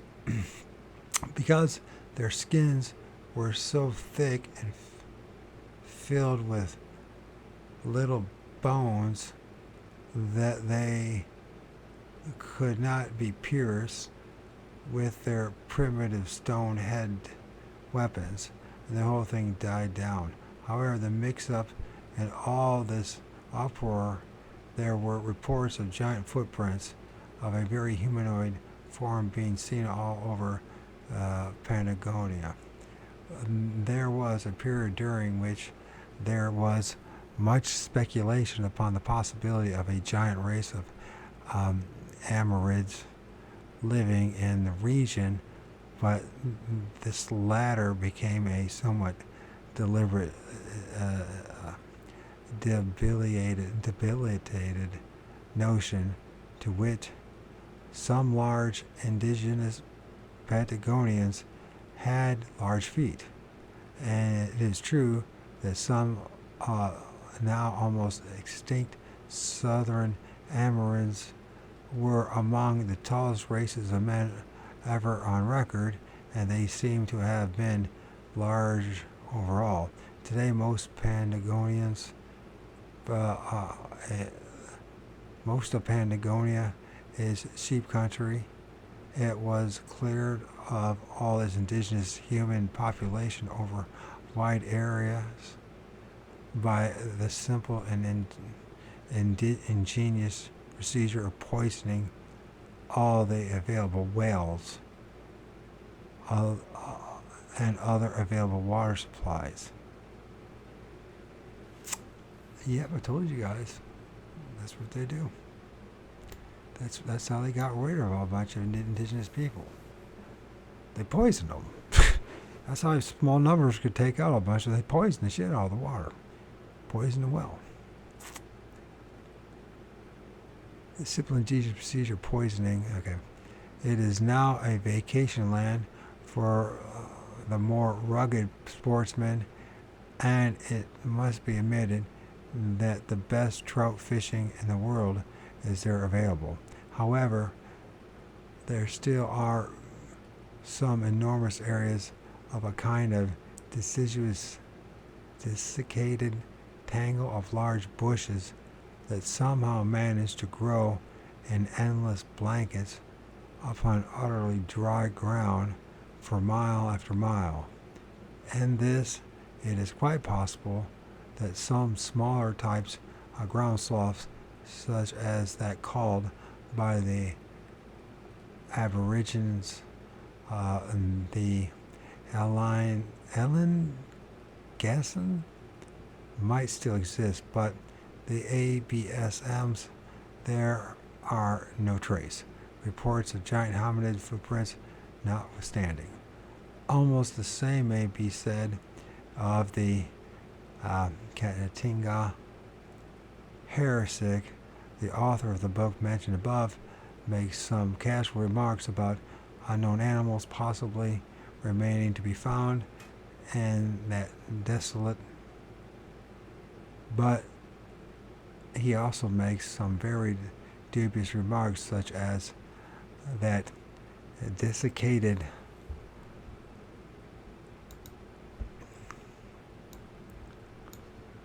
hyena droppings may be found there.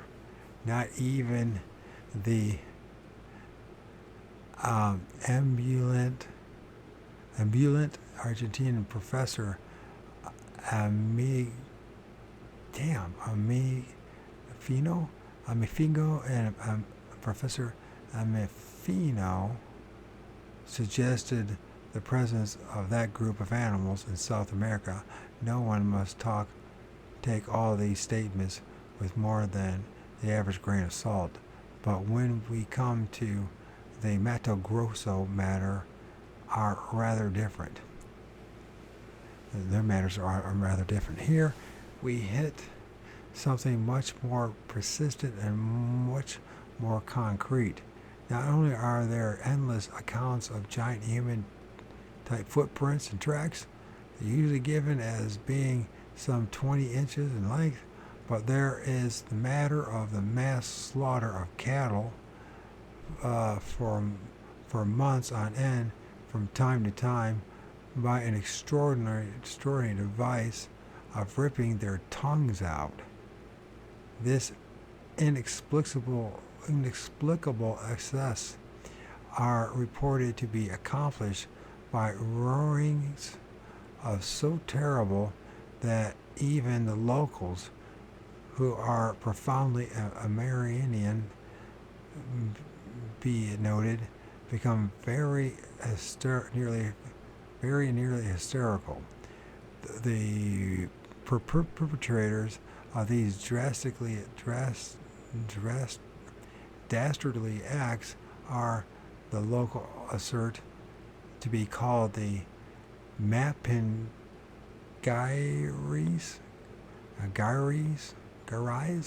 the Mapinguaris, and to them the locals attribute all manner of appalling,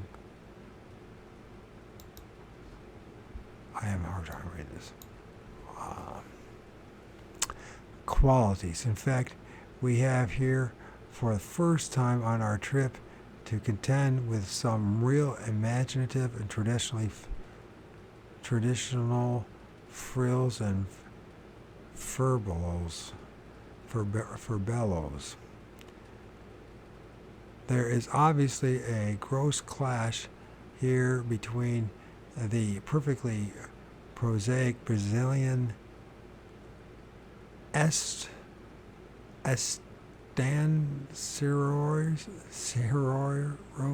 and stanceros with their modern herd books and statistics on the one hand, and the local population of truly superstitious natives on the other. This clash has not been resolved by anyone's satisfaction, least of all the herd owners, who are periodically rendered cleaned out of pocket by some hundred of head of good cattle. The natives seem every time that this has happened, have had adopted a sort of "we told you so" attitude, and this is not very helpful, but the Brazilian government apparently has had no better ideas. The only known animal that can kill cattle in that part of South America is a jaguar, but these large cats do not and cannot go around tearing the tongues out of steers. They jump on their backs and break their necks by pulling their nose around the forepaws when they attack cattle at all. Try pulling the tongue out of, say, a dead rabbit sometime. You will find that despite one's enormous size compared to the rabbit, plus inborn finger dexterity, you will have one heck of a hard time. Pulling tongues out of oxen calls for both extraordinary hand dexterity and positively phenomenal strength. What on earth may have such strength? The locals say Mapingari. The point to giant humanoid foot tracks on sandbars. Cattle owners just fume and say rubbish. This is obviously not getting the latter anywhere, since this sort of thing seems to crop up every few years. Nobody seems ever to have seen this ox tongue puller, but there is one story that Bernard Havelmans has dredged up from what can only be described as unimpeachable sources. With his permission, I reproduce this in its entirety from his book On the Track of Unknown Animals. This account was given to Dr. Havelmans by a correspondent, Senora Anna Isabel de Sal Letio. They have these long fucking names. T. Extra. My ex-wife had one too. Natasha Maria Godino. Natasha Maria de Silva. Natasha Maria de Silva. No, Godino de Silva, Walsh, Adams. I can't remember now. All that was in it. This I know. What order, I can't remember now.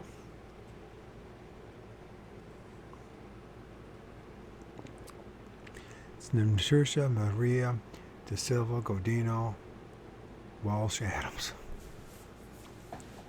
They like hold on to everybody's name, ex-husbands and everything, especially the kids of them. Who obtained it from Don Paulo Saldana Sobrino, depending on how you say it, is a much respected Brazilian writer with a very wide knowledge of his country. His informant was in turn a principal in the account, one known simply as Enocinio Havelmans writes. Oh God. I don't know. I might need to take a break. I want to try to get to 200 here. Page 200, because, you know.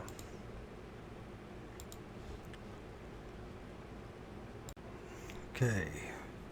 In 1930, he went on an expedition of 10 men led by one Santana.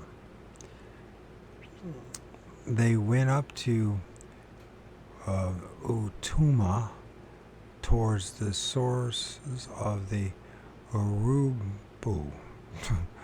When their boat came to an impassable waterfall, they cut out across the jungle to reach the Urubu watershed.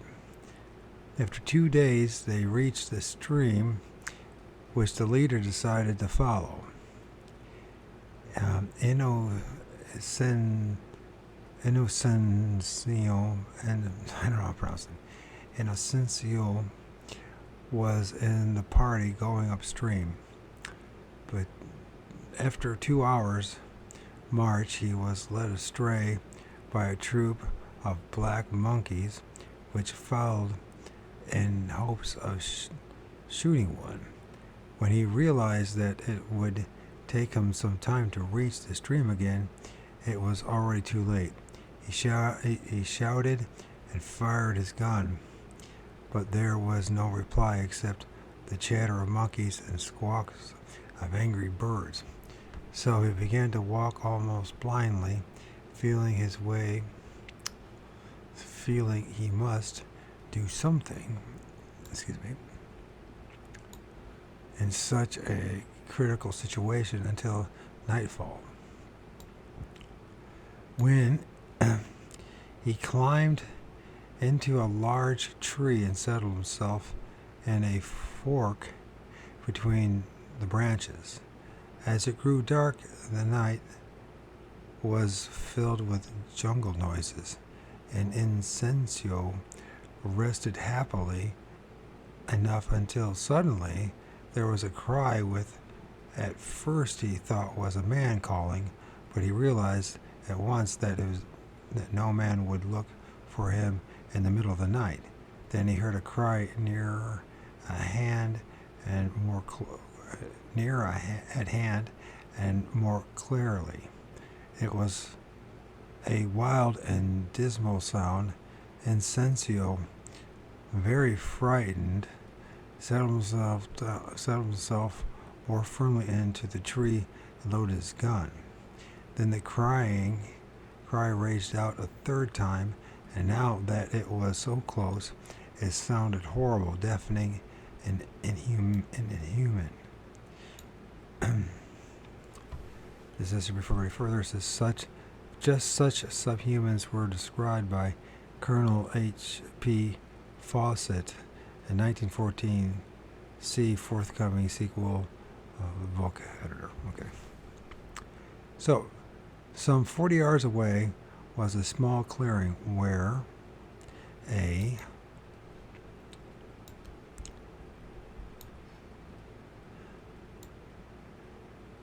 Sumuria had fallen, and his branches had brought down other smaller trees. This was where the last cry had come from. Immediately afterwards, there was a loud noise of footsteps, as if a large animal was coming towards me at top speed. When it reached the fallen tree, it gave a grunt and stopped. Finally, a silhouette the size of a man of middle height appeared in the clearing. The night was clear. There was no moon, but the starry sky gave a pale light which somehow filtered through the tangled vegetation. In this half-light, Inocencio saw a thick-set black figure which stood upright like a man. It remained where it stood, looking perhaps suspiciously at the place where I was, and then it roared again as before. I could wait no longer, and fired without even troubling to take proper aim. There was a savage roar, and then a noise of crashing bushes. I was alarmed to see the animal rush growling towards me. I fired a second bullet. The terrifying creature was hit and gave an incredibly swift leap and hid near an old Samaria.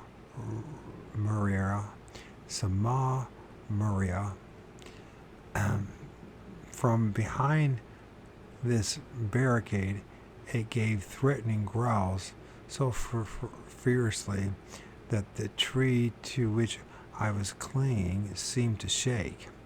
I had previously been on jaguar hunts and taken an active part in them. I know how savage this cat is when it is run down and at bay. But the roars of the animal that attacked me that night were more terrible and deafening than any jaguars.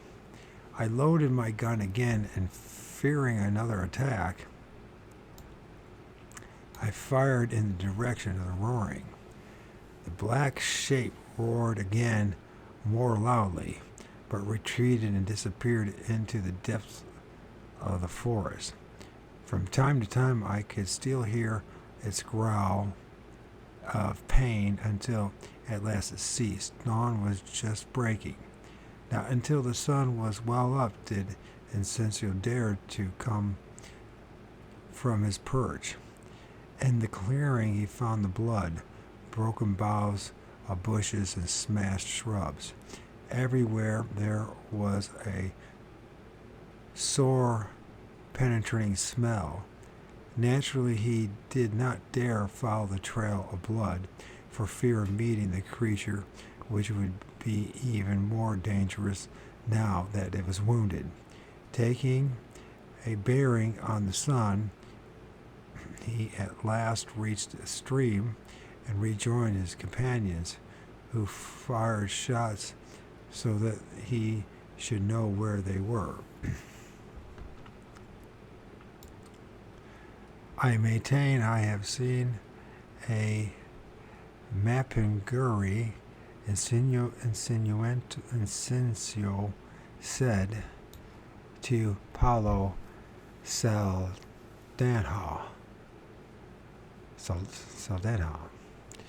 It is not armed as people would have you believe. They say that to wound it fatally, you must hit the one vulnerable spot, the middle of the belly. I can't say where it was wounded by my bullet, but I know it was hit, for there was blood everywhere. I've heard many stories like this, but like Bernard Havelman's, I feel there is something sincere about this one. No, not just sincere, but factual. I have lived through so much lesser experiences myself in the tropical rainforest that I could never have reported so pragmatically. And there are junctures in the telling of this one that are so frightfully right. If the teller had wanted even to exaggerate, he could so very easily have done so, but he did not. And yet, of course, it is ridiculous. But is it? There are still those tongue twisters to be accounted for, and their little efforts on the books. And do we therefore have a rather rough race of otherwise bland and retiring Sasquatch, Oma type ABSM, tucked away here in the soggy wilderness of the Mato Grosso, who somehow got cut off sometime by a mass flooding of the continent that they had stayed into? If puny little Amerindian man came over the barren straits and got right down to Terra del Fuego a millennia ago, there is no conceivable reason why some more lowly type of hominid may not also have done so. Perhaps he got there before the flood, as it were. Mato Grosso uplands seem to have been above water for quite a long time, but according to their flora and fauna today, which is not particularly odd, they do not seem to have been so privileged as another area. This is a great Guyanese massive. Here, if anywhere, is the place where really ancient relics should have been able to linger. And there are some real loose Lulus that have done so there. Okay, it is notable that the representatives of almost all the great groups of mammals, birds, reptiles, amphibians, and especially of fish and insects found in South America turn up there in strange and sometimes fabulous guises. There are great numbers of living fossils in this area, creatures like the Hootsen or stinking pheasant, excuse me. Not stinking. Is it stinking? Yeah, stinking pheasant. A bird that, when young, has a claw finger on its wing, like an Arachnopteryx. This block of ancient mountains seems indeed to have been a refuge from flooding throughout geological ages, a sort of last retreat for wave after wave of creatures throughout time, driven out of their previous habitats by shifts and submergences of the Earth's crust.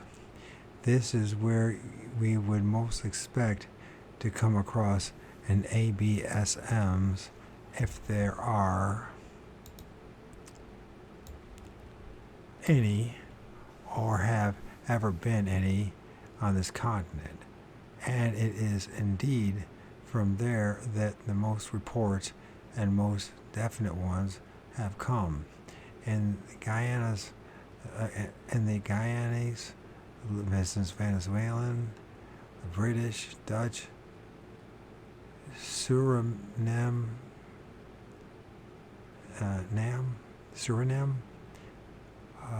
French and Brazilian.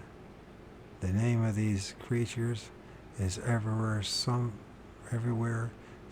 like DD or Dai, with sundry prefixes and suffixes like Drudai or Didai Agurai, most of which mean something simple, such as nasty or of the water. The whole concept is, however, as far as I was able to find out, very muddled in the native mind. This is probably because most of the current natives are not indigenous or in any way native to the country. It is only when you go among the now rapidly disappearing Amerindians, the Caribbeans, the Arawaks, and such that you get any clear picture of these creatures. Conversation with these folks is almost impossible, as their languages are not known and are extremely difficult to apprehend. Also, they are naturally very cagey. I first stumbled across this business when on my constant quest for animals, which entailed endless patience and asking anybody and everyone about all kinds of animals they had ever heard of. It was with the primates or monkey kingdom that I kept getting information about more and ever more kinds that I had not yet seen. This started in British Guyana and went on to Suriname. Suriname? Is that how you pronounce it? Suriname? Then Dutch Guyana. Fuck. It seemed that there was no end of the kinds of available, and to my great surprise, the locals were all as good as their tales, for more and still more kinds were brought to us, or we were taken to them. I saw monkeys alive and in captivity, and that country to which I could not and still cannot give any familiar name, and from quite early on we kept being told about these didis or didis. They lived way back in the hills, and they were pretty smart. Quasi, which is the generalized name for a primate in that area.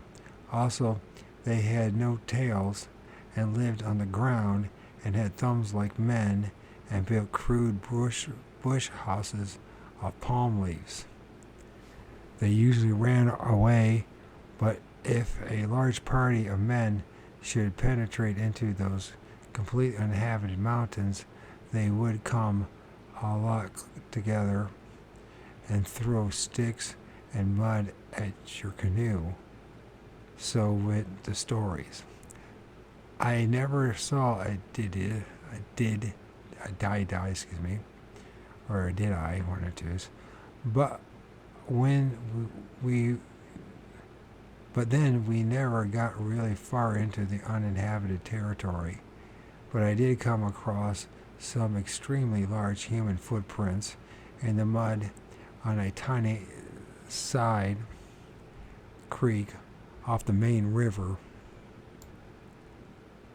right up by the first cataract and 40 miles above the last known village. I put them down visiting Jukas upriver to hunt, or to a band of roving Amorids, for there were still some in the district, though nobody had seen them for over a decade. But I was mystified.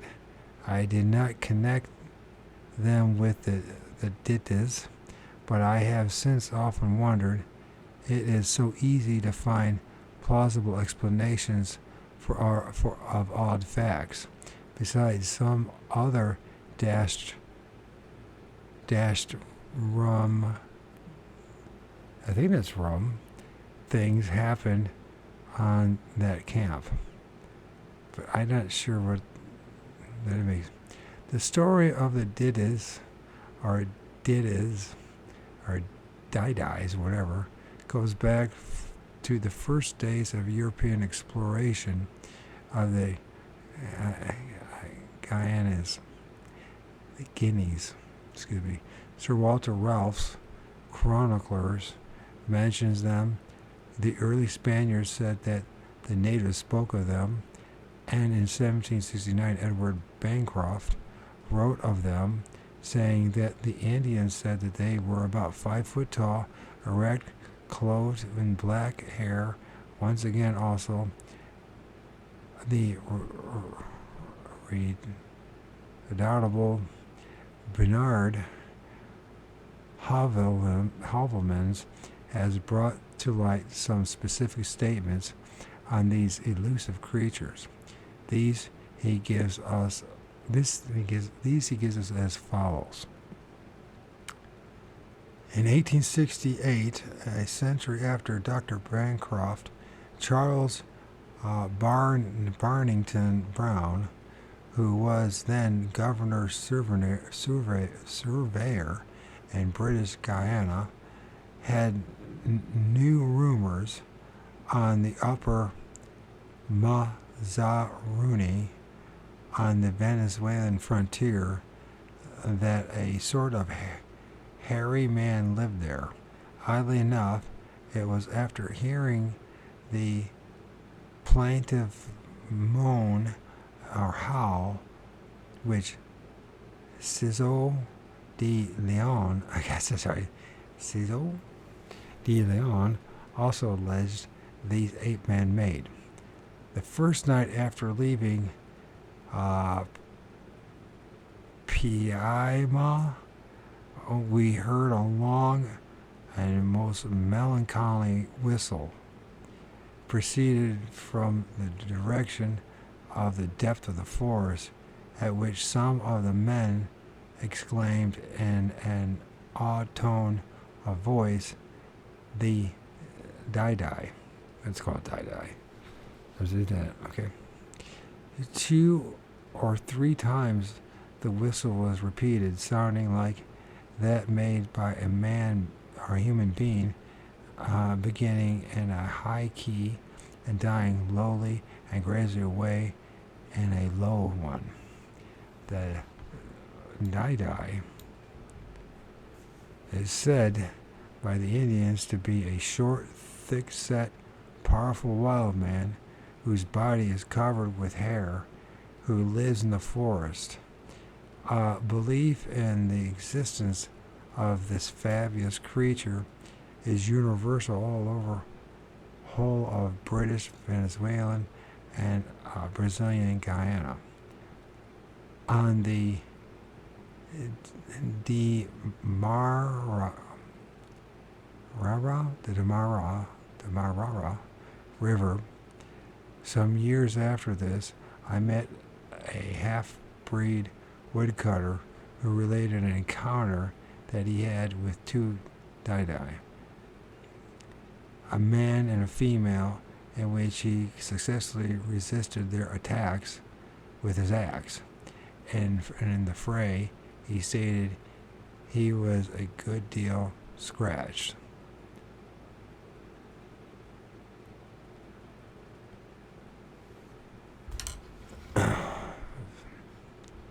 Then it says here in asterisk, called himself Jacobus Van Zandt, spied on Benjamin Franklin in Paris, and almost kept France from joining the War of Independence. He was a well-known botanist and naturalist, as well as a doctor. In 1931, Professor Nilo Beccari, an Italian anthropologist, Dr. Renzo Gigallo,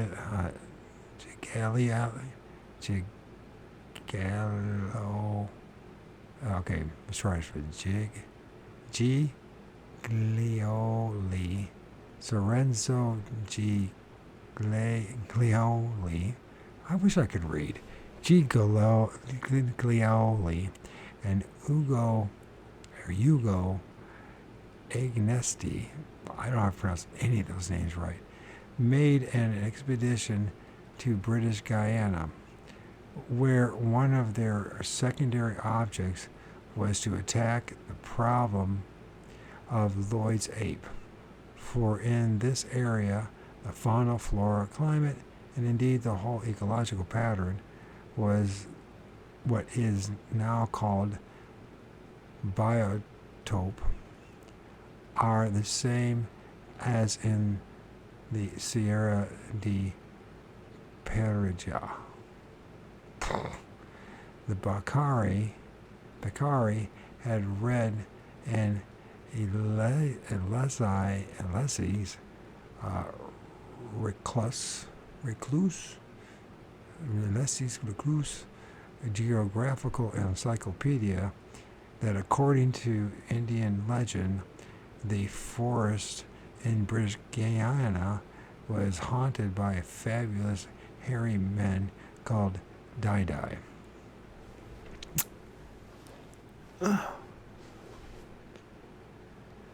which all the Indians fear, although they have never seen them. But it was not until he was just about to return to Italy that he heard any definite information about where this beast lived.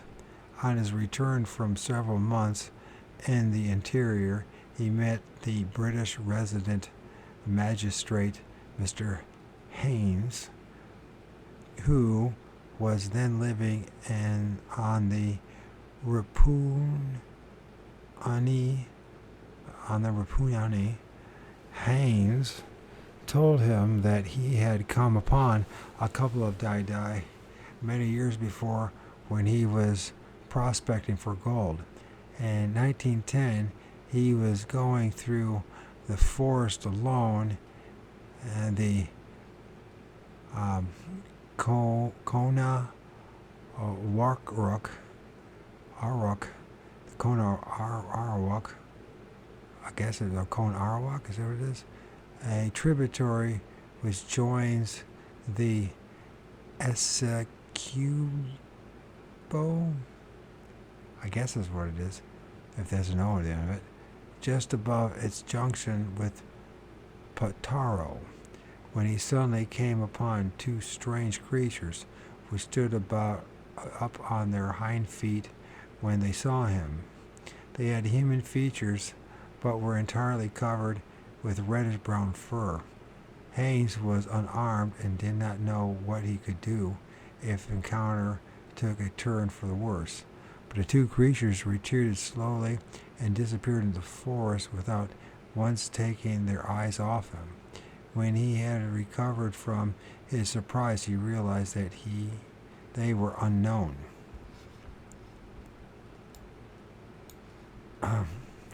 Apes, and recalled the legend of the Dai, which he had been told by the Indians with whom he had lived for many years. When Migem, the guide of the Italian expedition, heard of the story, he remembered that he had had a similar adventure in 1918. He was going up the Berbice, I guess, with three men, Orella, Gibbs, and an American whose name he forgotten. A little beyond Mambaka, they saw on the sandy beach on the river bank two creatures, which from a distance they took for men, and hailed them to ask if the fishing was good. The unknown creatures did not reply, but merely slunk away into the forest. The four men were puzzled and landed on the beach where they were and staggered to find that the footprints were apes, not men's. Mangam could not say whether the creatures had a tail, but it could hardly have been conspicuous, or he would not have mistaken them for men. He did, however, say that two other settlers called Melville and Klautsky had similar adventures in other places. Professor Bakari obtained further information about the Dai from an old Negro at Mackenzie, famed for his wisdom, learning, and experience. Everyone on the banks of the Demarara called him Uncle Brun.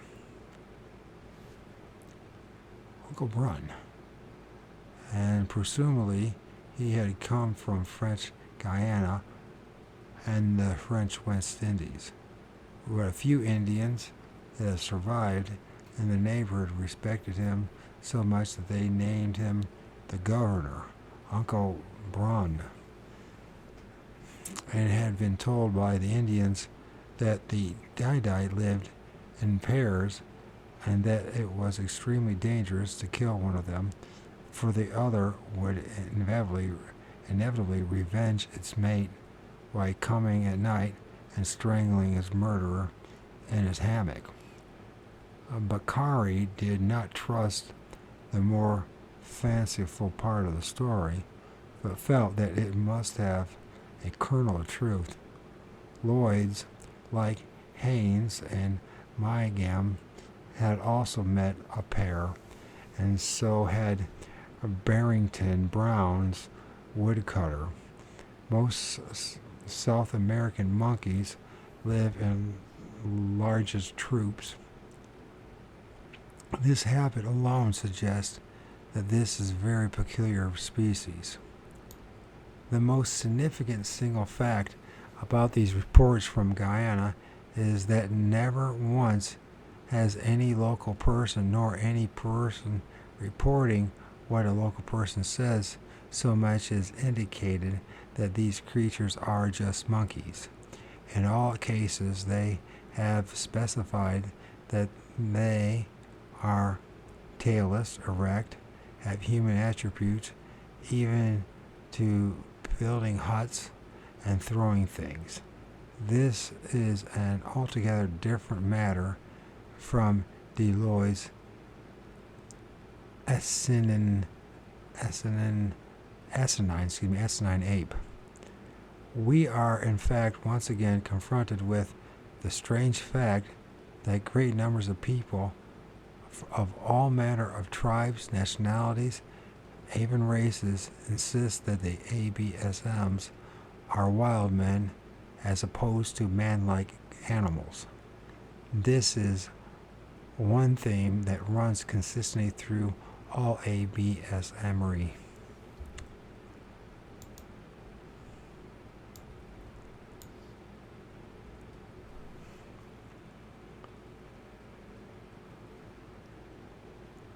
Well,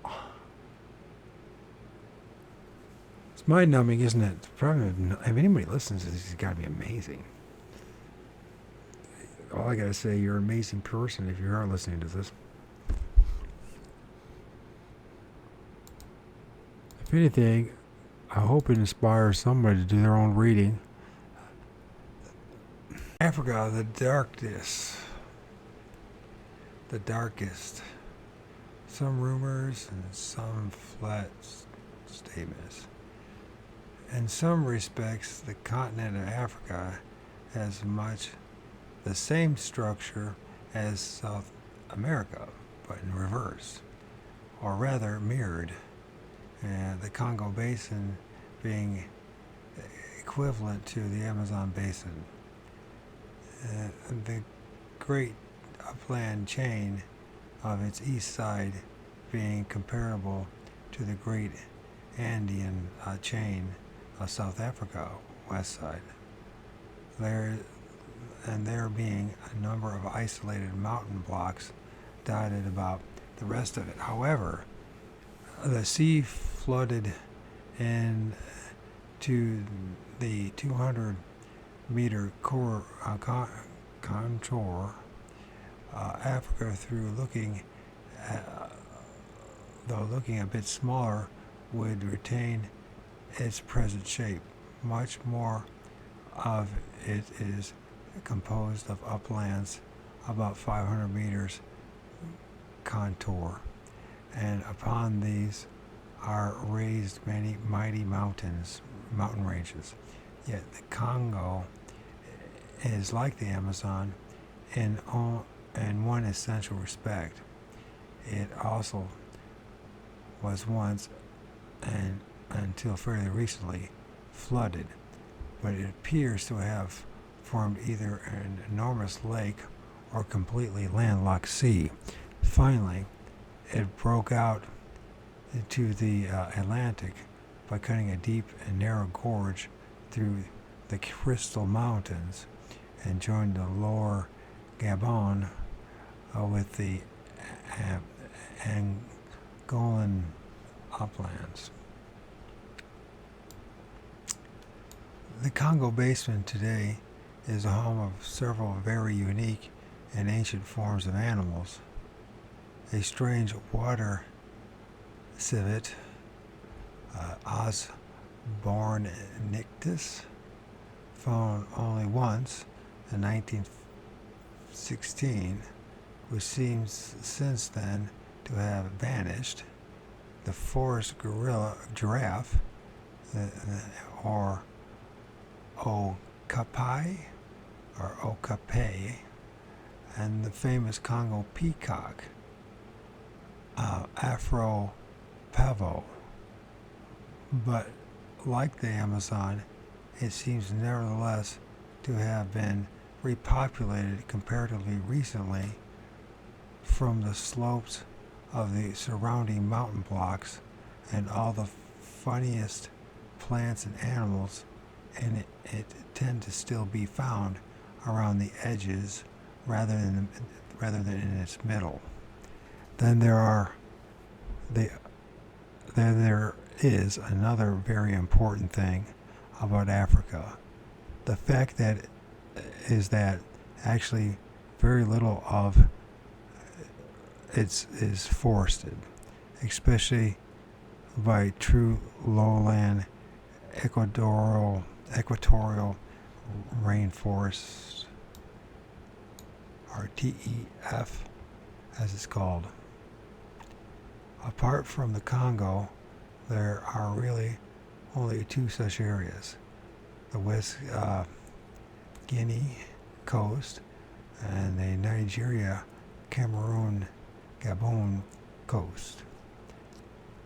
That's over on the east coast. It is not typical TEF,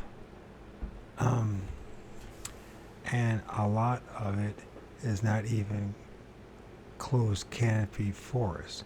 Moreover, even on the west coast, there are open areas within the main lowland forest blocks. While the center of Nigeria has now been almost entirely cleared, there are large orchard-based and savanna areas even in Congo itself. This clothes the slope of the mountains and to comparatively great heights up the side of all the blocks in the equatorial belt, which face those lowlands clothed in rainforests. This is so of the south face of Guinea, of the Guinea block. Both sides of the Gabon Cameroon block, the south face of the Ubangai, I think that's how you pronounce it, Sherai, and the swath running south of the Bahr Ghazal and the Kazai. I don't know if I'm pronouncing this right. It is in these forests that the more ancient and retiring creatures make their abode. They also are the least known parts of the continent. See Map X. The ABSMs have been reported from 3 areas of Africa: the southern face of the Guinea Massif, the east side of the Congo Basin, the eastern escarpment of the Tanganyika.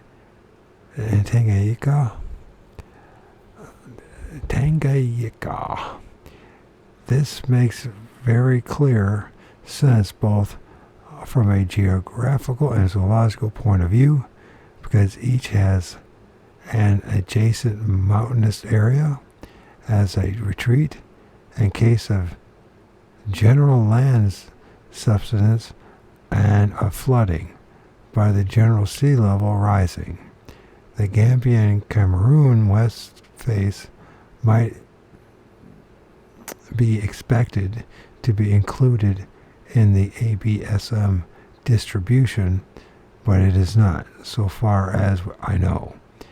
Before coming to the details of the ABS Emory hereabouts, I must point out a new factor in our history that is now apparent for the first time, and which will be with us through the Orient and until we go to Eurasia.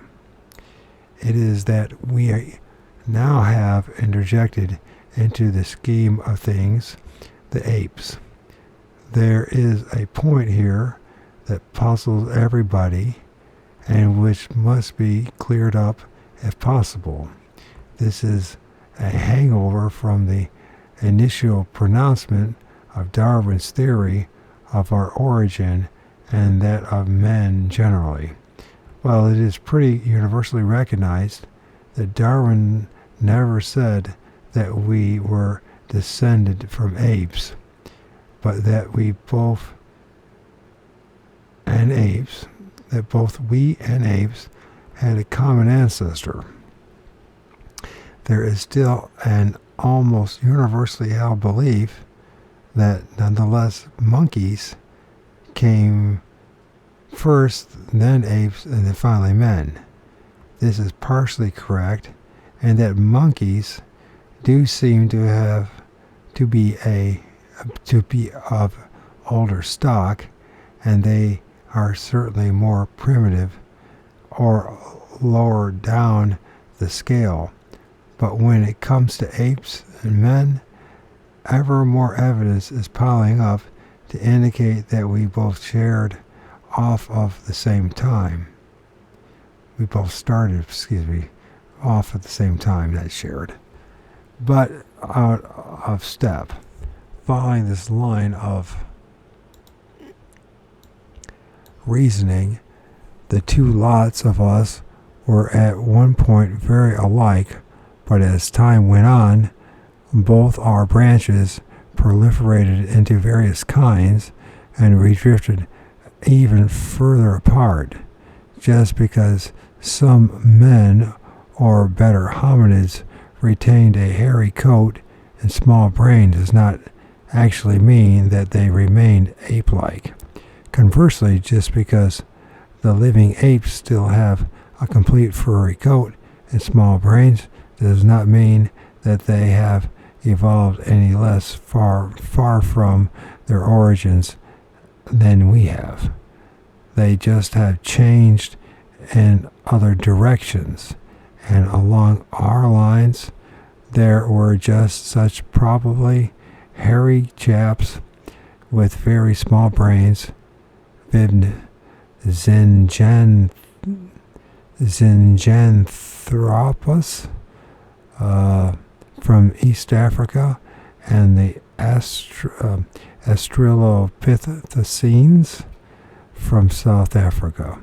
Nonetheless, as of now, and if we preclude the possibility of ABSMs, the hominids have changed a great deal, but lost all but one of their branches, while the apes have sort of got stuck, but still exist in about 20 distinct forms. There is no reason, however, why there should not still be other kinds of apes still living today that we have not yet found. Although it's 2023, so this could be changed. The pygmy chimp, Paniscus,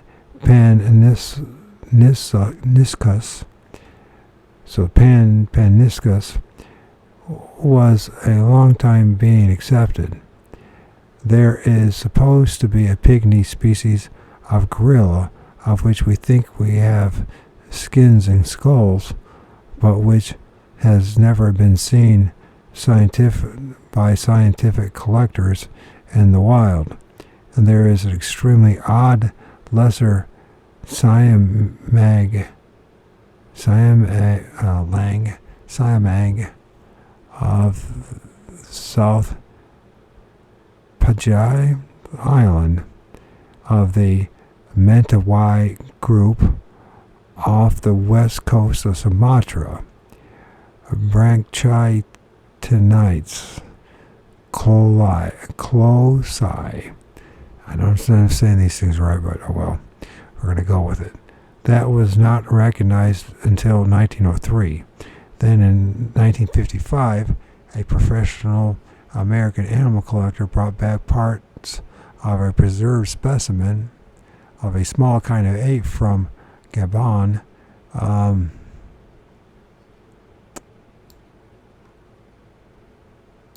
That is now lodged in the museum in Zurich, Switzerland. He also had photos of the animal when alive, and it was currently the oddest looking creature, like a tiny orangutan with a high dome forehead and quite unchip-like face, clothed in black hair but having no thumbs. The collector insisted that the local natives knew these animals well and that they are not chimps. Unlike chimps, they are completely arboreal, travel in parties of about 40, and never come to the ground. These specimens has been tentatively put down as an extremely abnormal baby chimp, but it has a complete set of adult teeth. These may indeed still be not one but several. Okay, there may indeed still be not one but several apes, i.e., pangolins, to be discovered. More than one in Africa. This tends to muddle the issue more, especially because many Africans regard the gorillas, though never the chimp, it seems, as a form of degenerate race of men. Thus, when they speak of any equivalent of a ABSM, they often do not make any distinction between men and apes in describing it. This, however, is particularly the case only with man-sized or larger alleged creatures. One or all are insistent that the pygmy types are little men, not animals. Therefore, we must be on guard from now on against interpreting all reports as those of potential ABSMs. We must bear in mind that other apes, perhaps even bipedal terrestrial forms, could exist on this continent and, though not so likely, in the Orient as well.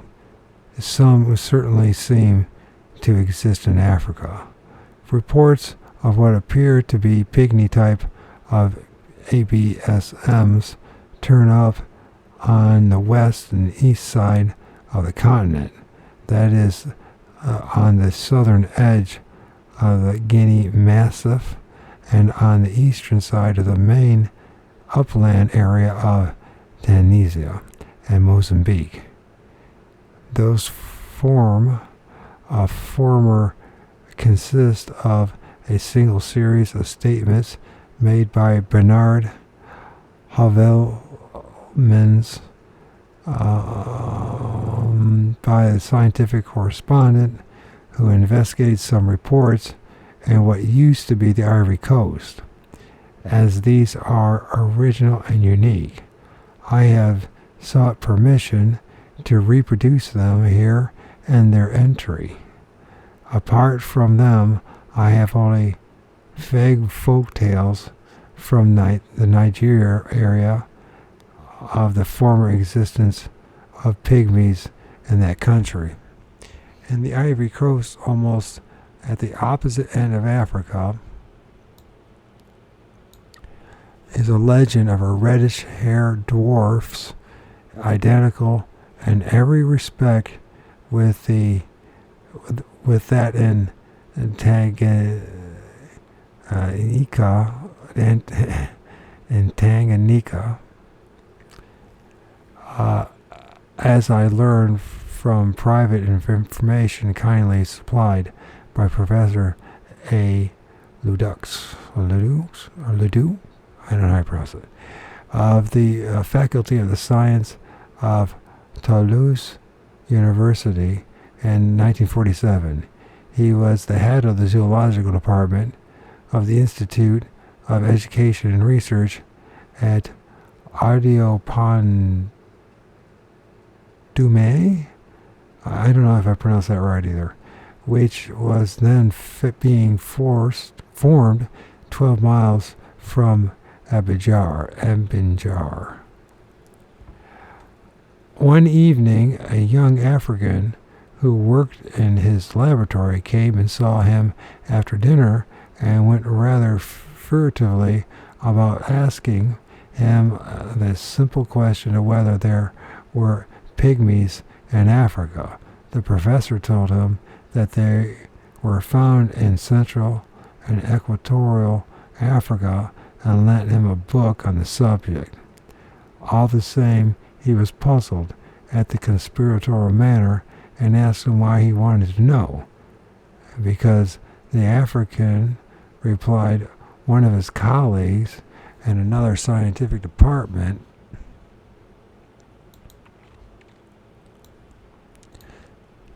of the Institute had seen one not far away on the previous day. The professor raised his eyebrows. A pygmy here? Yes, about 500 yards from here.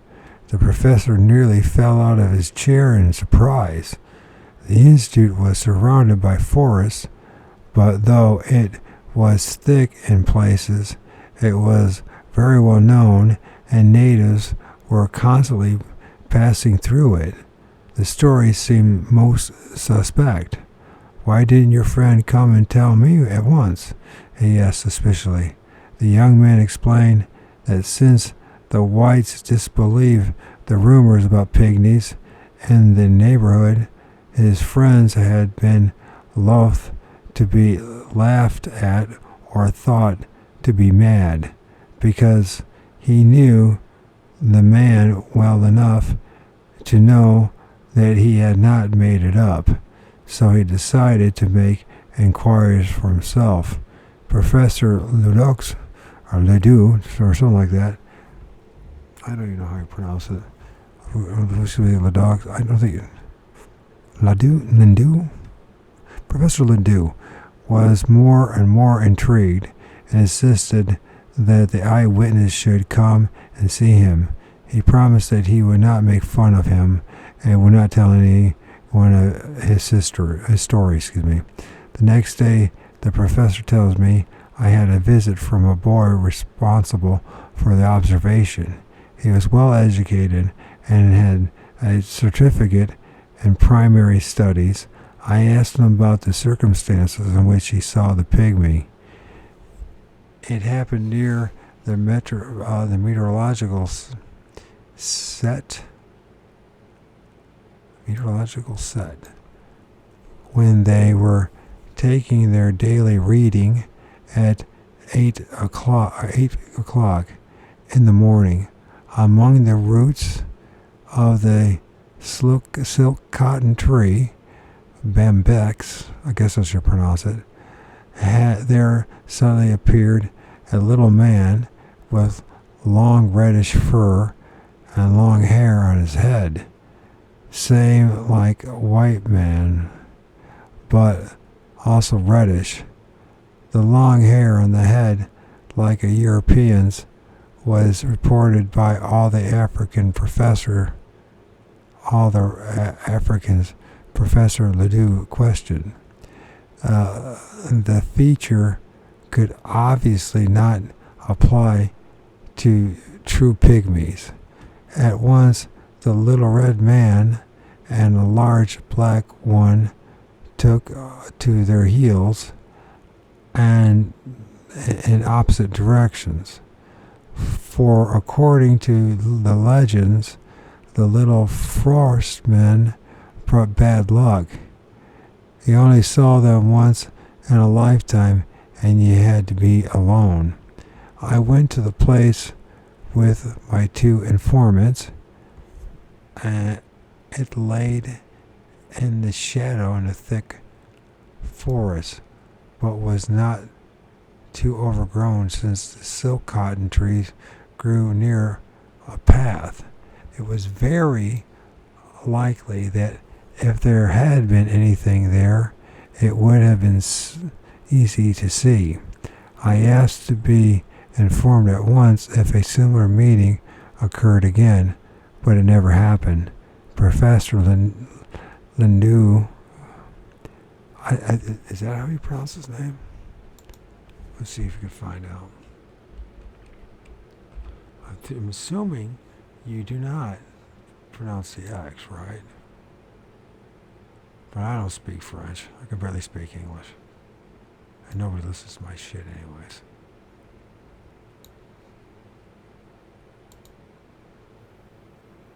pronouncenames.com. Chris Ledoux. I'll be damned, I said it right. Professor Ledoux admits that he was then very incredulous. It seemed unthinkable that within 12 miles of a big town like Abidjan, and 500 yards from the huts inhabited by 6 Europeans and some 300 Africans, there could be unknown creatures in the forest, which, though thick, was far from virgin. Moreover, the African who claimed to have seen the mysterious pygmy did not come to the lower Ivory Coast, but did not come from the lower Ivory Coast, but from the middle coast, which is wooded savanna country. Perhaps the great forest, which is most impressive, had overexcited his imagination. In his solitary walks in the forest, the professor had often put up bushbuck. If the African had seen the russet back of one of these antelopes among the bushes, it was not impossible that his imagination should have led him to think that it was one of the little hairy men of the legends. At all events, when the professor showed him a book containing pictures of the Central African pygmies, he insisted that his creature was not like them. Despite his skepticism, Professor Ledoux decided to make discreet inquiries about the native legends and what they were based on. He questioned several Africans who trusted him, and he pretended that he fully believed their stories, thus putting them at their ease and getting much more detailed information. In this way, he came to visit most of the neighboring villages. As a matter of fact, I didn't obtain any important information. For a while there were plenty of men who had seen, in question mark, them, and they were reticent on the subject, always concluding that they were probably mistaken for all the encounters that had taken place at nightfall. This is likely enough. There was one relatively exact fact. In March 1946, a team of workmen under one Djako,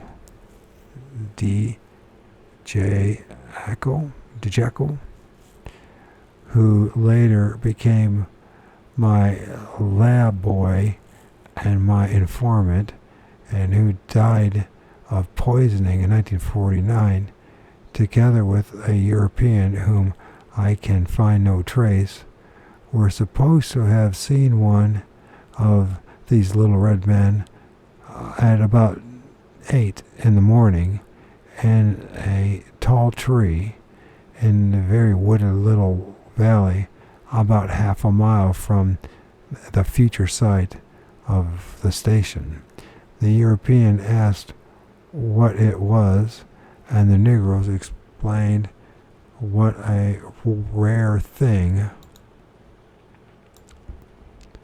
it was to see such a creature and evil effects of doing so.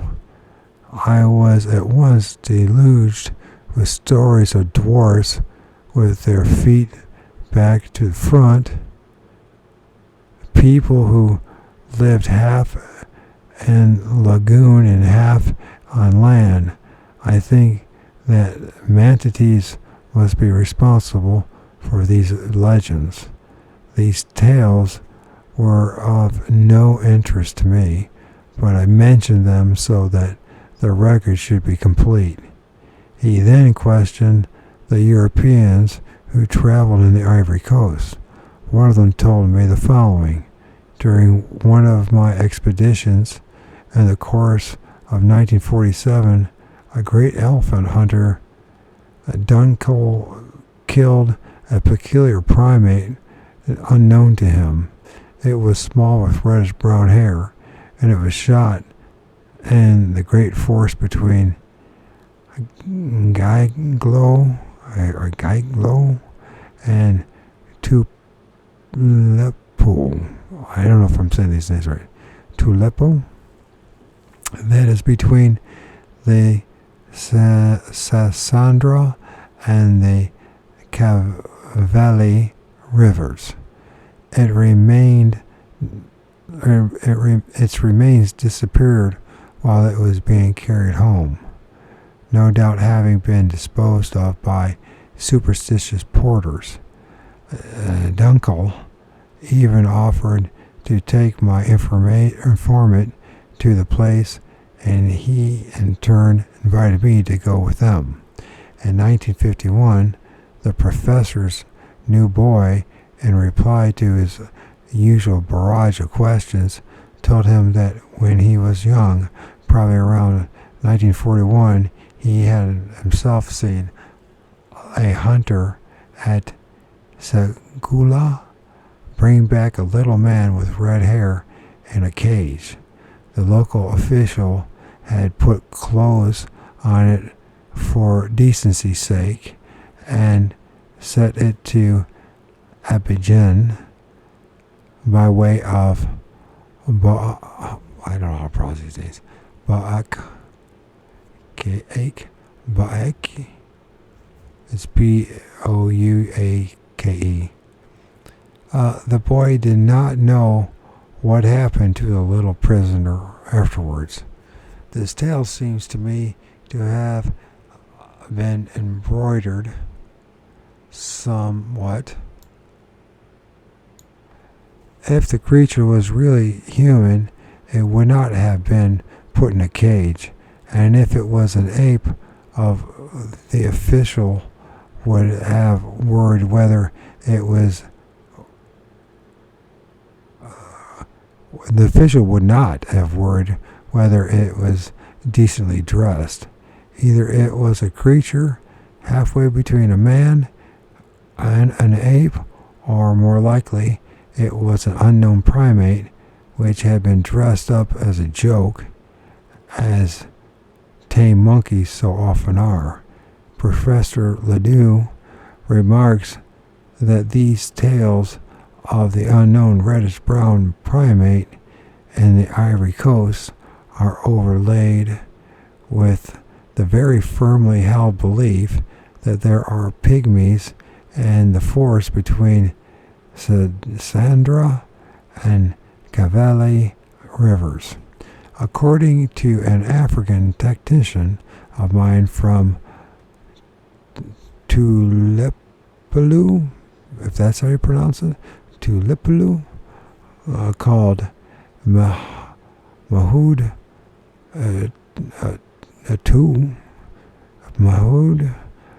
Atou, I don't know if I'm saying this name's right or not, an intelligent boy keenly interested in these questions. So there was recently a system of barter between the Negroes and these forest creatures.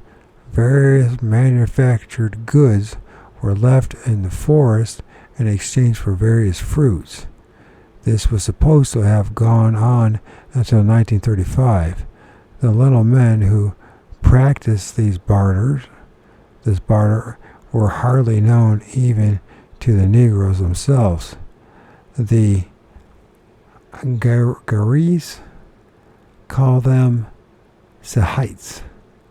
Sehite.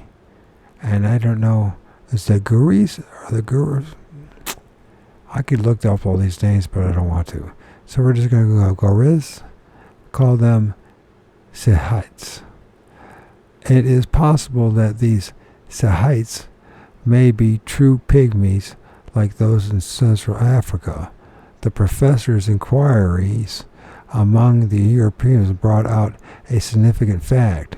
Those who had never spent any length of time between the Sandra and the Cavalli denied out of hand that there could be any little man in the forest, whether they were true pygmies or unknown primates. On the other hand, those who had lived in this area were seriously prepared to consider that pygmies might have lived there in the past, and also that there might be a real basis for the legend of the red dwarfs. His own impression was that the legends and rumors on the Ivory Coast were based on fairly recent presence of pygmies, and that the present existence of reddish-haired primates whose exact nature was still problematical. The reports from the east side of the continent are more numerous and varied and come from more separate sources. Central of these is the statement that has been repeated and republished by one Captain William Hickens, I guess I would pronounce it, in Discovery in December 1937, included in an article entitled African Mystery Beast. This goes as follows. Some years ago, I was sent on an official lion hunt to this area, and I think it's got User and Simbilt Forest, and I'm sure I'm not saying these names right, but it's User and Simbilt Bit. Is that an I? Simbitai? Okay, User and Simbitai forests on the western side of the Wembar Plains, and while waiting in a forest glade for a man-eater, I saw two small brown furry creatures come from dense forest on one side of the glade and disappear into the thickets on the other. They were like little men, about 4 feet high, walking upright, but clad in russet hair. The native hunter with me gazed in mingled fear and amazement. They were, he said, Agogwi.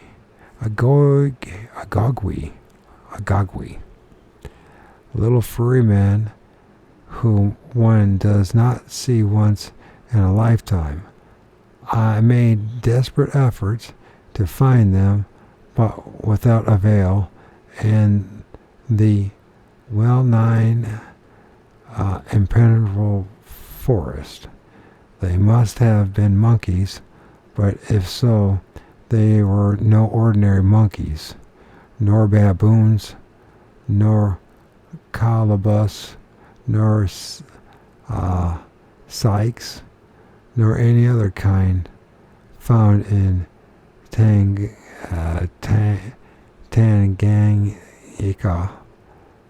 What were they?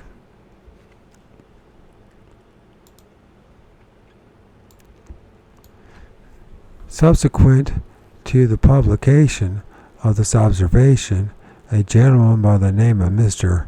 Cuthbert Borgoni, or Borgone, I don't know how to pronounce it. I'm terrible with Borgone, wrote the publication Discovery, seconding Captain Hickens' story with the following. In 1927, I was with my wife coasting Portuguese East Africa in a Japanese cargo boat. We were sufficiently near to land to see objects clearly with a glass of 12 magnification. There was a sloping beach with light brush above, upon which several dozen baboons were hunting for and picking up shellfish and crabs, and to judge by their movements, 2 pure white baboons were amongst them. These are very rare, but I had heard of them previously. As we watched, 2 little brown men walked together out of the bush and down among the baboons. They were certainly not any known monkey, and they must have been akin, or they would have disturbed the baboons. They were too far away to see in detail, but these small human-like animals were probably between 4 to 5 feet tall, quite upright and graceful in figure. At the time, I was thrilled, as they were quite evidently not beasts of which I had heard or read. Later, a friend and a big game hunter told me he was in Portuguese East Africa with his wife and 3 hunters, and they saw a mother, father, and child that apparently a similar animal species walked across the further side of a bush clearing. The natives loudly forbade him to shoot. Once again, Bernard Havelmans has brought to light 2 further reports, albeit brief. The first appeared in the Journal of the East African and Ugandan National History Society in 1924, from the pen of one Mr. S.V. Cook. 15 miles east of Embu Station, there rises from the Mburi plains the lofty hills of Nagombi?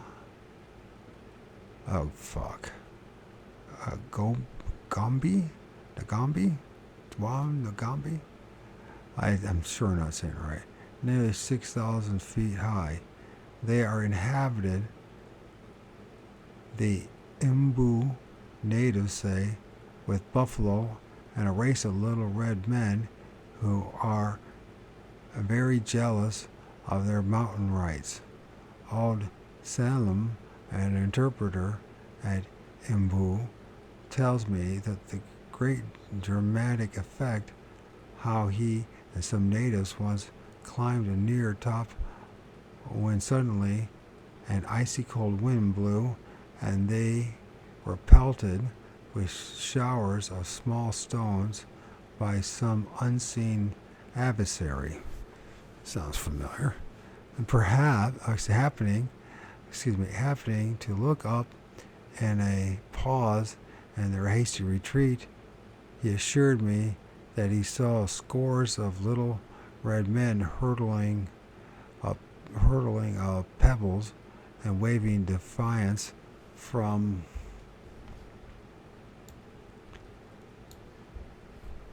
the cagey heights.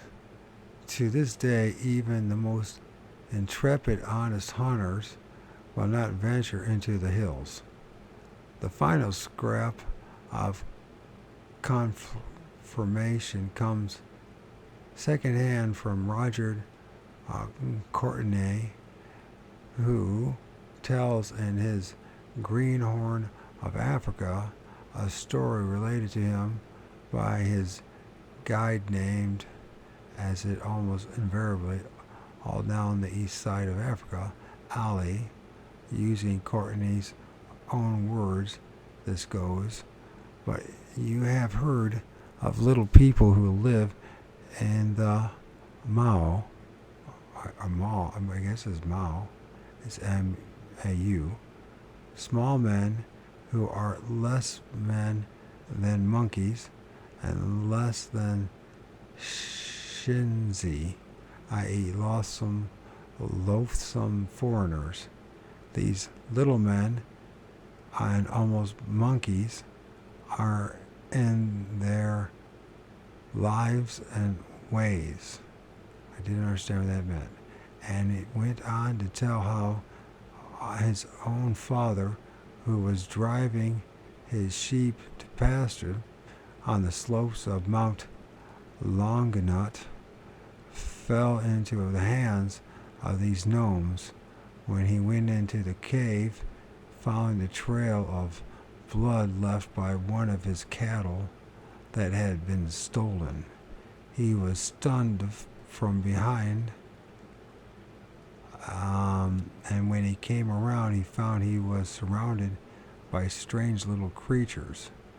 The Mao men were lower even, he told his son, than those little people of the forest, the pygmies, for though they had no tails that I could see, they were as monkeys that swing in the forest trees. Their skins were white, with a whiteness of the belly of a lizard, and their faces and bodies were covered with long black hair. To his great surprise, the shepherd noticed that his spear was still lying at his side. The Mao men, who are so nearly monkeys, did not know what was a spear. It is possible they did not know I could have fought with it and killed many of them. The first reaction to reading these reports is perhaps naturally to suggest that all reporters, both local and foreign, had stumbled upon a group of true pygmies and the race of little men who are so well known in the Yuli district of the Congo. I don't know if I said that right as far as the Yuli. And at some other points about Central Africa. It is true that the skins of these people are not by any means lacking in a fine yellowish downy hair, and that they also make a practice of painting themselves white or red for certain ceremonial purposes. Also, they are tiny and primitive enough to fit the bill. Further, there is no doubt that they were once very much more widely distributed almost all over Ethiopian Africa. And then also we must remember that there was once, and there are some still alive, living in the Kalahari area, also another completely different race of men that were spread all over the continent, perhaps even into what is now Europe in the Middle Stone Age. These are the yellowish, red-skinned Bushmen.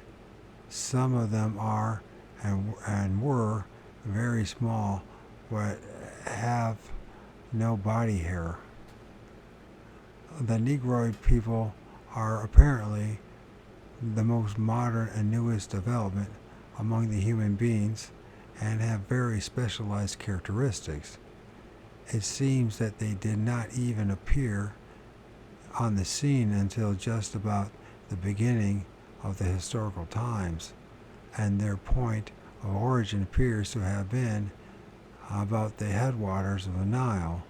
Thence they spread outward in all directions possible, but in two main streams, one to the west across the three Sudans, and the other to the eastern uplands. As a matter of fact, the Negro people only reached South Africa just about the same time as white men did from Europe. But the sea in the 16th century, but by sea in the 16th century, these eastern tribes, by interbreeding with early Caucasoid types, produced first the Bantu people and later the Hamitic. The former wheeled west across the Congo, reaching the Cameroons. The tribes that went directly west through the central and into the western Sudan encountered a different state of affairs. North of the Congo Basin and all the way to the bulge of Africa to the west, there were no Caucasoids to intermingle with, but there were apparently lots of people of the Bushman variety living in the forest at a very low stage of culture. These Negroes did not absorb to any substantial degree, and instead they either exterminated or completely enslaved them. This is a most important fact that is customarily known about the forest West Africa. I was once greatly surprised when, upon inviting a whole large village of the Akuna tribe on the Cross River in Nigeria to gather for an evening of music and other festivities, to see the community drawn up in four clearly separate groups, two in the foreground with the paramount chief and assorted chiefs and sub-chiefs in front, the two other groups on either side far behind. It was still daylight when they assembled, and to our greatest surprise, we suddenly saw that we were looking at two quite different people composed of tall, dark brown-skinned Negro men, sturdy and tall women of the same cast and feature and skin color, and a very short and almost pygmy man with pale reddish-brown skin, flat faces, broad noses, hugely everted lips, and a little bandy legs on the one side, and a mass of tiny but very fat women of the same type and color on the other, all of whom had tremendous bottoms. Demanding to be known from the local headmen what be those, and why everybody was not mixing it up in the truly democratic way, I was solemnly informed that, as I was not a government official, I would be pleased to know that those others were slave men, slavery being absolutely taboo, and that then British protectorate. I sought further information and learned that there are whole enslaved peoples living within the body of many tribes in the general area who are hewers of wood and drawers of water, and with whom it is and always has been absolutely verboten to interbreed. These people were as good Bushmen types as I ever seen. We must therefore bear in mind that really extremely primitive peoples do still exist all over Ethiopian Africa, and that these have manifestly been either enslaved or actually hunted by the tall, proud Negro people for centuries, but still survive. Those not enslaved must be pretty wary and adapt to concealment. And nonetheless, both the Sudanese in the west and the Bantus, they're Bantus, I guess what it is, the Bantus, in the east seem, the Bantus in the east seem to insist that such a Sehites and Agogwis, though men, alright, are even more lowly and ancient than those Bushmen like primitives. I do not think that we have to go too far as to dredge up the Australopithecines to explain them, though that, of course, is by no means impossible, because there must have been innumerable races of sub-races of men, sub-men, and ape-like looking men, or ape-men, if you will, in the immediate 500,000 years relics of goodness knows how many races could still be lingering on in the montane forests of Africa. Let us not forget that it was not till 1910 that the second largest land animal in the world was found in Africa. Cotton's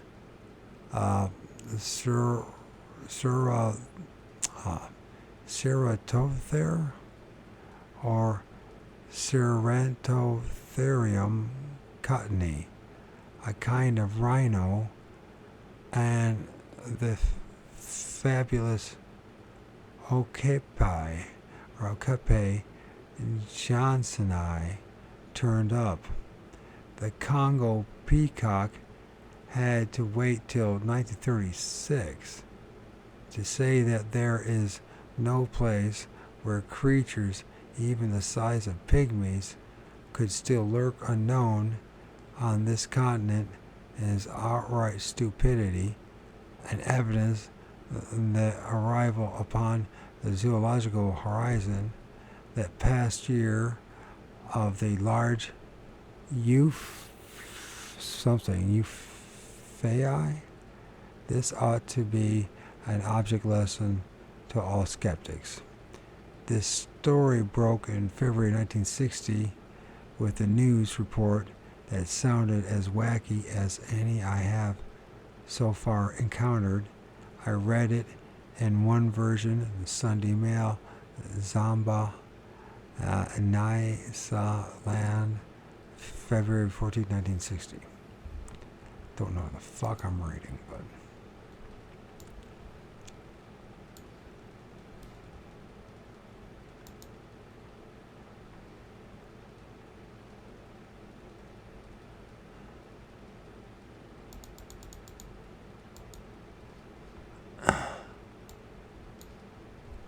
Nyasaland game rangers investigating reports of black shaggy monster.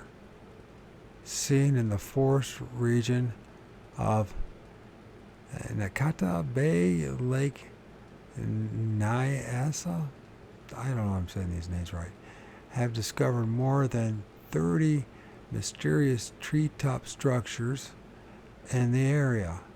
In an official report, the Chief Ranger, Mr. Oliver Carey, says they are believed to be liars, built by these strange creatures, known locally as Ufiti, U-F-I-T-I, the ghost of the supernatural.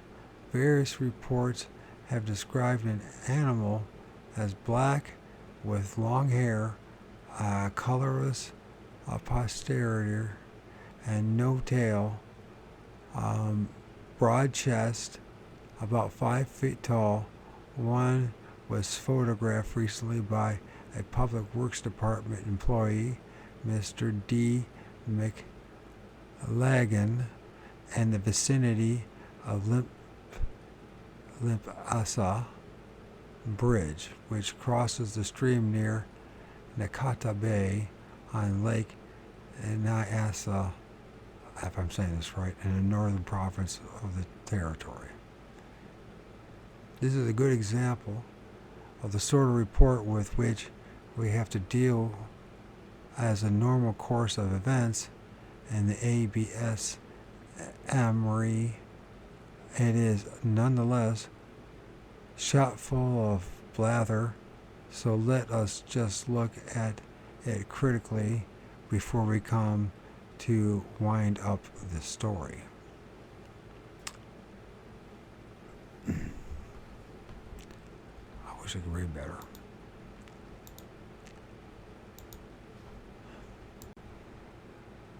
Nat Yasalan Game Ranger investigating reports of black shaggy monsters seen in the forest region of Nakata Bay Lake Nyasa have discovered more than 30 mysterious T-top structures in the area. I think we just read this right. In an official report to the Chief Ranger, Mr. Oliver Carey, or Kari, it's probably Carey, says they are believed to be layers, built by these strange creatures known locally as Ufiti, the ghosts of the supernatural. Various reports have described the animals as black, long hair, colorless posterior, no tail, broad chest, about 5 feet tall. One is photographed recently by a Public Works Department employee, Mr. D. McLagan, in the vicinity of Lipsa Bridge, which crosses the stream near Nakata Bay on Lake Nyasa in the northern province of the territory. I know we just read that. Anyways, sounds like a Yugway or a Gugway or a Bigfoot or something like that. This is a very good example of the sort of report with which we have to deal with as a normal course of events in the ABSM Murray. It is a nonetheless shot full of blather, so let's just look at it critically before we come to a wind up of the story.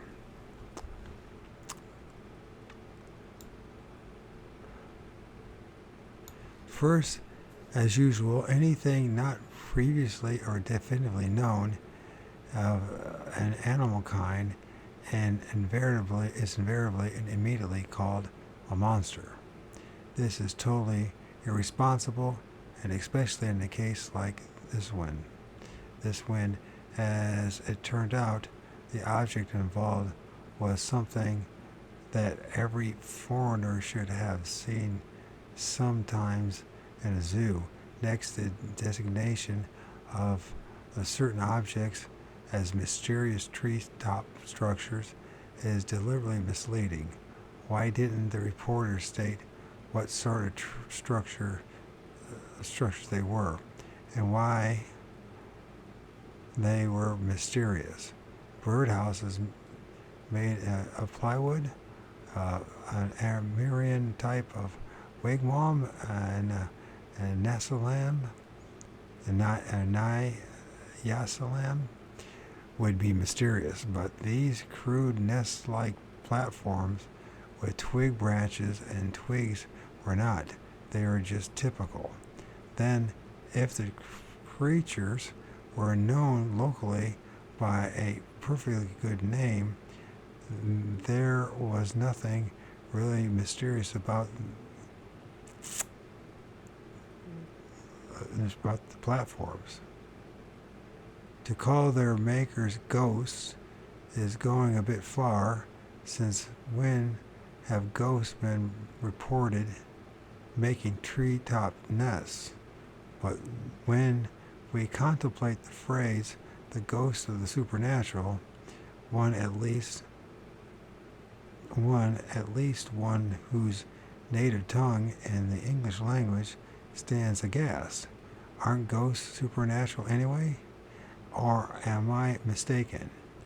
And what the heck is the ghost of the supernatural? What is the writer immediately goes to? What is more, the writer immediately goes to to call the things an animal with a colorless posterior. What is colorless?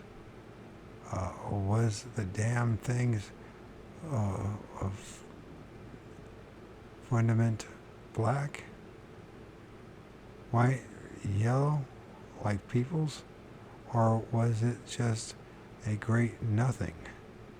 Words, as a famous British parliamentarian once, sounds just like that, said, should convey meaning. Why this obvious axiom should not apply also to official reports and news stories, I cannot for the life of me see. Finally, we are informed that one was photographed, but no reproduction is attached to the story. Was the picture classified? Was it so bad you couldn't see what it was? Or was it so bloody obvious that nobody dared show it for fear of being called an ass? Or alternatively, was it so clear but out of context that nobody wanted to admit it? The whole story, as it was subsequently unfolded, is a classic. It may well serve as an example of functioning of the modern world in face of anything unexpected and frankly unwanted. It had the usual red herrings, some ridiculous, others most extremely interesting. The first was battied about finally. The latter have been totally ignored. Then everybody at first said that it was a native myth. Next they got it as an animal. And then they affirmed that it had run away from the circus, or was what circus, in a patch of forest not previously penetrated in darkest Africa. And then the real whip began. The experts, having been confounded by the production of photos and the insistence of authorities that the thing existed, they having said that it couldn't or could not explain it away. This time, however, photos seem to show clearly that the creature seen was a representative of a race of chimpanzees indigenous to this large patch of closed canopy forest isolated from the nearest of their race or any such forest by no less than 700 miles. The conclusion has nonetheless been nicely covered by a firm order that in no circumstances is one of these creatures to be caught or killed for a proper examination. This is all very well, but it has a number of singularly unpleasant aspects. First, the natives thereabouts seem to have known the thing quite well and to have a name for it. Yet the nearest whites and even the game people treated the thing as a story.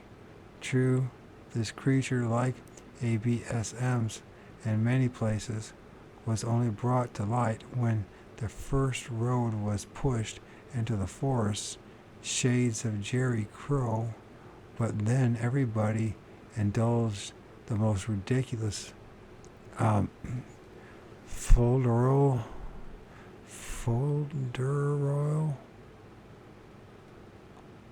about ghosts of the supernatural. Then alleged photos had not been published. They are in, and then something here.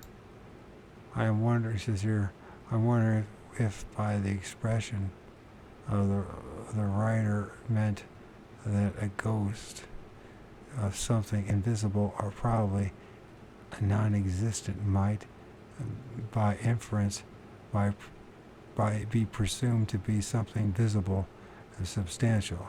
I cannot quite conceive of a ghost. And so they arrived Salisbury, capital of the Federation, on February 6th, and were said next day to have puzzled anthropologists and zoologists. We then get a spokesman for the Victoria Memorial Museum in Salisbury saying that the pictures were not sufficiently clear for positive identification.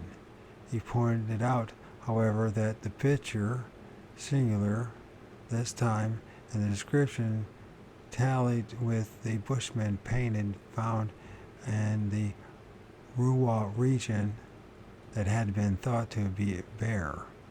This is a near classic, and that no bears now live in nor have any fossils of any one of them ever been found anywhere in Africa south of Morocco and Algeria.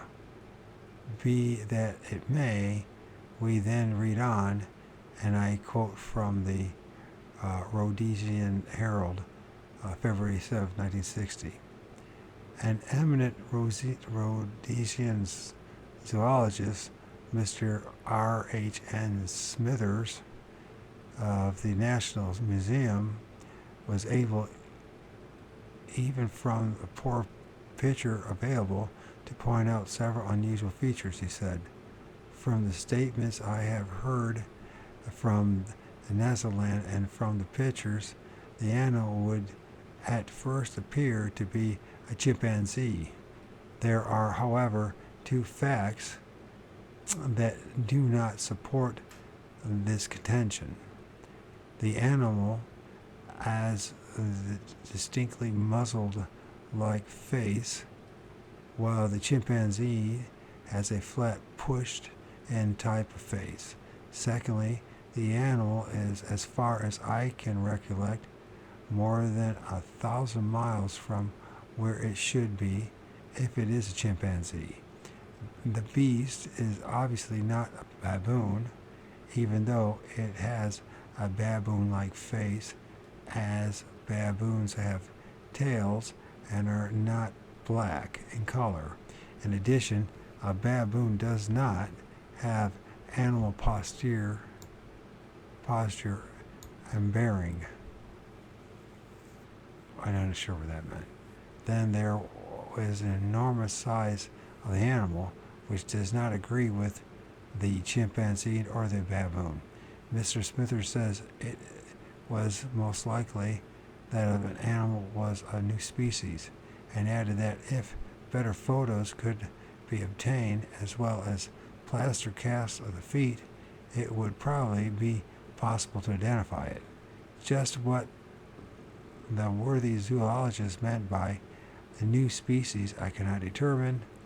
This is all very splendid, but then history began to change, and I have set a press release on the subject, issued with the compliments of the Nyasaland Information Department, P.O. Box 22, Zamba, Nyasaland, number blah blah blah blah. And these constitute 10 legal-sized mimoid,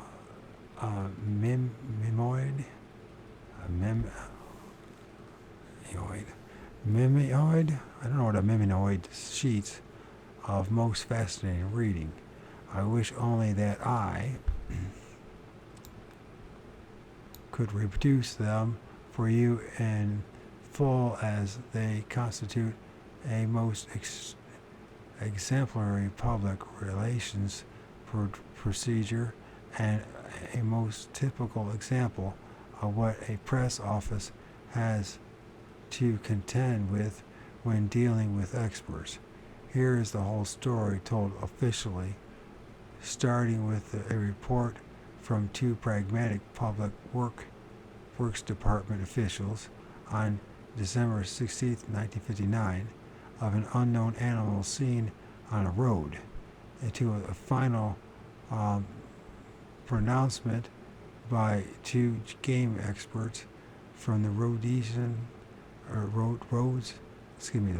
Livingston Museum on the following March 17, 1960.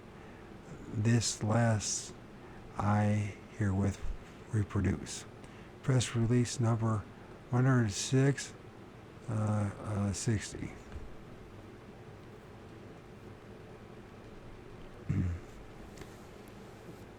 Issued wired telephone service. Ufiti is still elusive. Zamba, Thursday.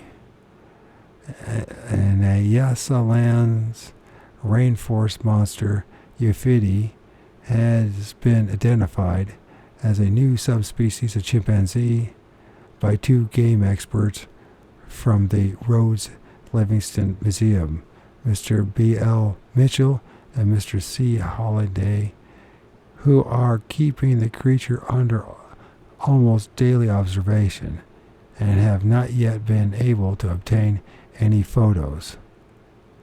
Ufiti remains as elusive as ever, vanishing as soon as she is approached. The thick bush and poor light add to the difficulties of getting clear pictures. Ufiti, who is believed to be in season, has returned to her favorite observation point at the Lipasa Bridge after an absence of about a fortnight. Chief Conservator of Forest, Mr. R.G.M. William,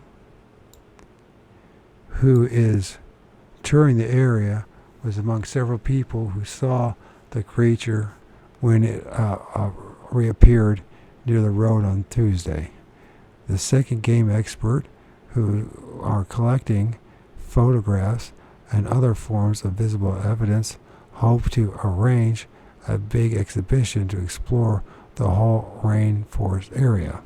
It is unlikely, however, that any scientific exhibition will be allowed to capture Euphidi for closer examination until it can be established that more of the creatures exist in the rainforest. Issued by Press Section, Nyasaland Information Department, P.O. Box 22, Samba, Nyasaland, March 17th, 1960.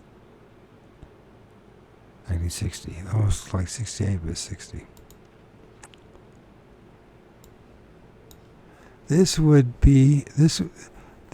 at first sight appear to be more than satisfactory. For once, it would seem the mystery has been explained, the monster identified, the zoological knowledge enhanced more uniformly, and quite apart from the fact that nothing further has been done about anything. A number of most pertinent questions have either been left hanging or neatly buried. Let me dredge up some of these from the official releases first. For instance, and release number 93, 60. What is that symbol called again? Hyphen, dash, backslash, whatever the fuck that thing is. Backhash, I don't know what the hell they call that thing. I can't remember what they call it.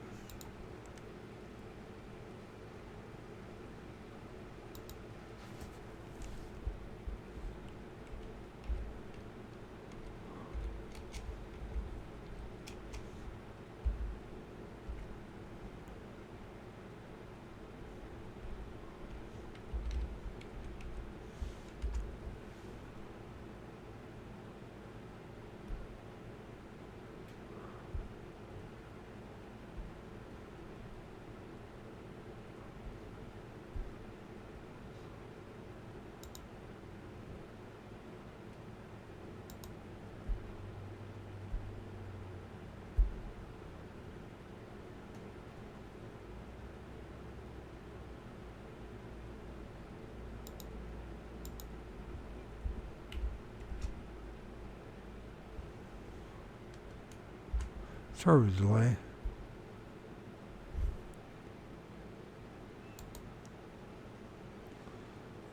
Of course, a slash. Sorry about that. My brain is mush.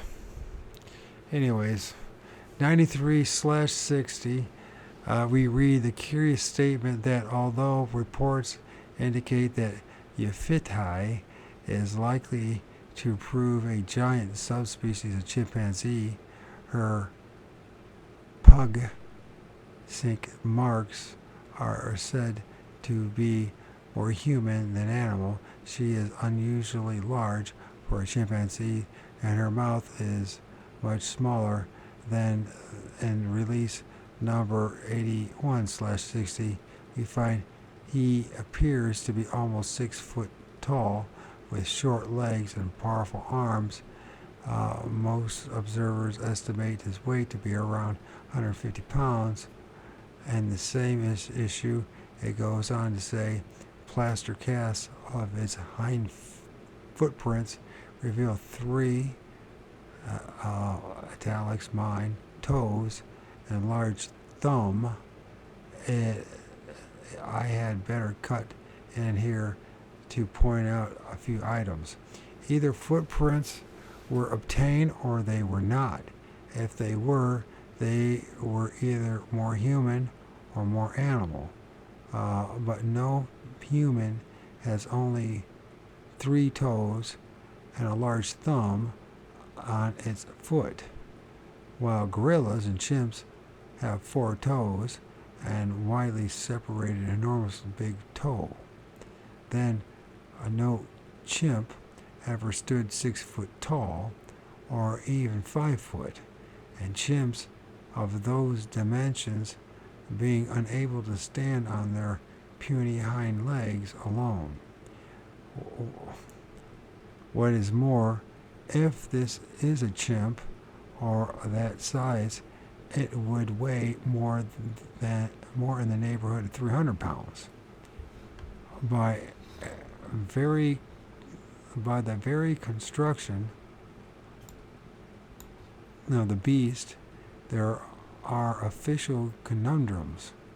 Others come from non-official sources, and the first is in this form of a letter in the Rhodesian Herald, February 24th, 1960, from a Mrs.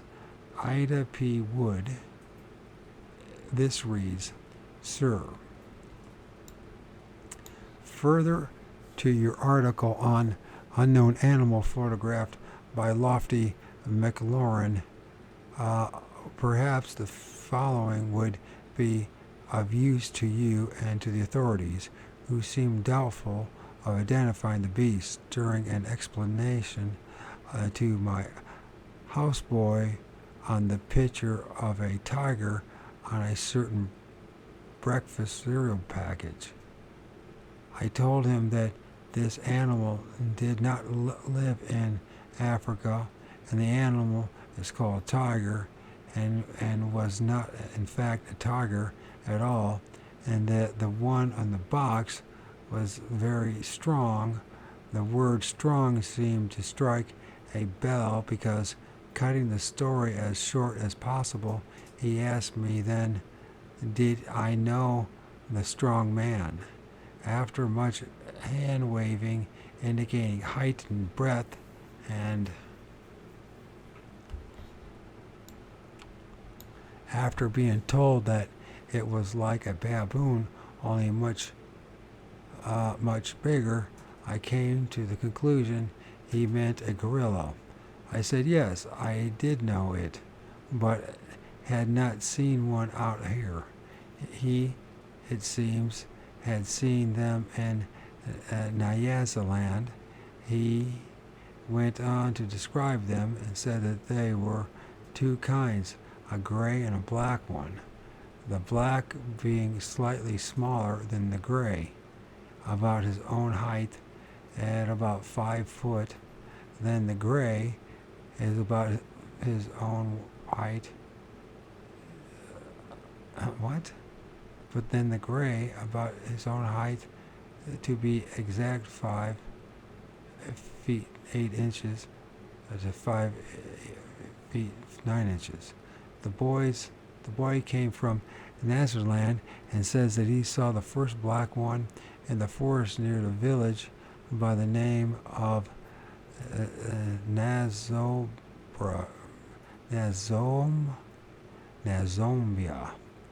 in 1952. The other he saw in PEA in 1953 by the village of Kuriwi, if I said that right. Both these names are the Chinyanga pronunciation, and the animals in Chinyanga or Chinyanga are called Firet. That's what it says. I questioned him closely about the possibility of the black one being a different kind, but no, he said they are the same, only one black and one gray, and only ever one at a time. It makes a bed as a gorilla does, large and untidy, and usually sleeps in it only once, I suppose to eliminate the possibility of discovery. I should be interested to know what the anthropologists interested in the previous article think of the information, if I would be good enough to pass it on. Have the photographs been printed yet? Signed, Mrs. Ida P. Woods. Sinoia. Sinoia. I don't know what that means. This clearly indicates that these creatures are known in the area, and I have no doubt that the little ingenious and patient inquiry among the benighted local natives would disclose the fact that they have always been very widely known. I should explain that this business of there is a black one and a white one is almost universal in Africa and usually denotes marked sexual dimorphism,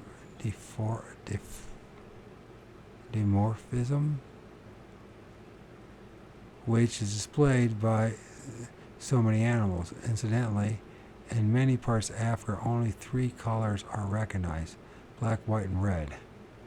The last is all the earth colors, from deep orange through all the browns, the deep reds. Everything, including blues and greens, are either white or black according to whether they are strong light or shade. As shades of color are so red, black, or white. This African's insistence that although there are 2 kinds, it says here, how did Mrs. Woods or her houseboy know of this?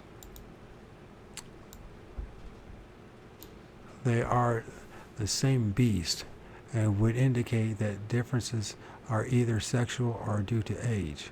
The other concurrent oddity was from quite another part of Africa, 1,400 miles distance, and in an area from which we had not previously had any reports. This is actually a very astonishing report and one that should be taken most seriously in view of the almost constant surprises that are coming out of Southwest Africa and Angola. This part of Africa is rapidly assuming the guise of a truly the darkness, for big game never even known to exist there is turning up, and among it are many record specimens, while it is the home of the otherwise non-existent giant sable antelope and so forth. The apparent ABSM was originally reported in the Evening Standard of Salisbury for November 18, 1959, but did not become fully recognized until after the Ufite or Firete affair broke. It reads as follows. This is tedious. Windhoek,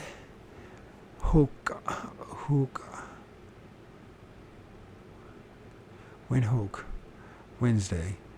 Authorities of Southwest Africa and farmers in the vicinity of Oujda are wondering whether a large shambling ape or monkey, which has been seen on farms near Oujda, is not a gorilla. People who have seen the animal state emphatically that it is not a large baboon. According to their descriptions, the animal closely resembles a gorilla. Its footprints are also like those of a gorilla. A farmer, Mr. Thies Martez, whose Ovambo herd boy reported that the animal had stolen his blankets and food and tried to track the animal down but lost the trail over the rocky ground.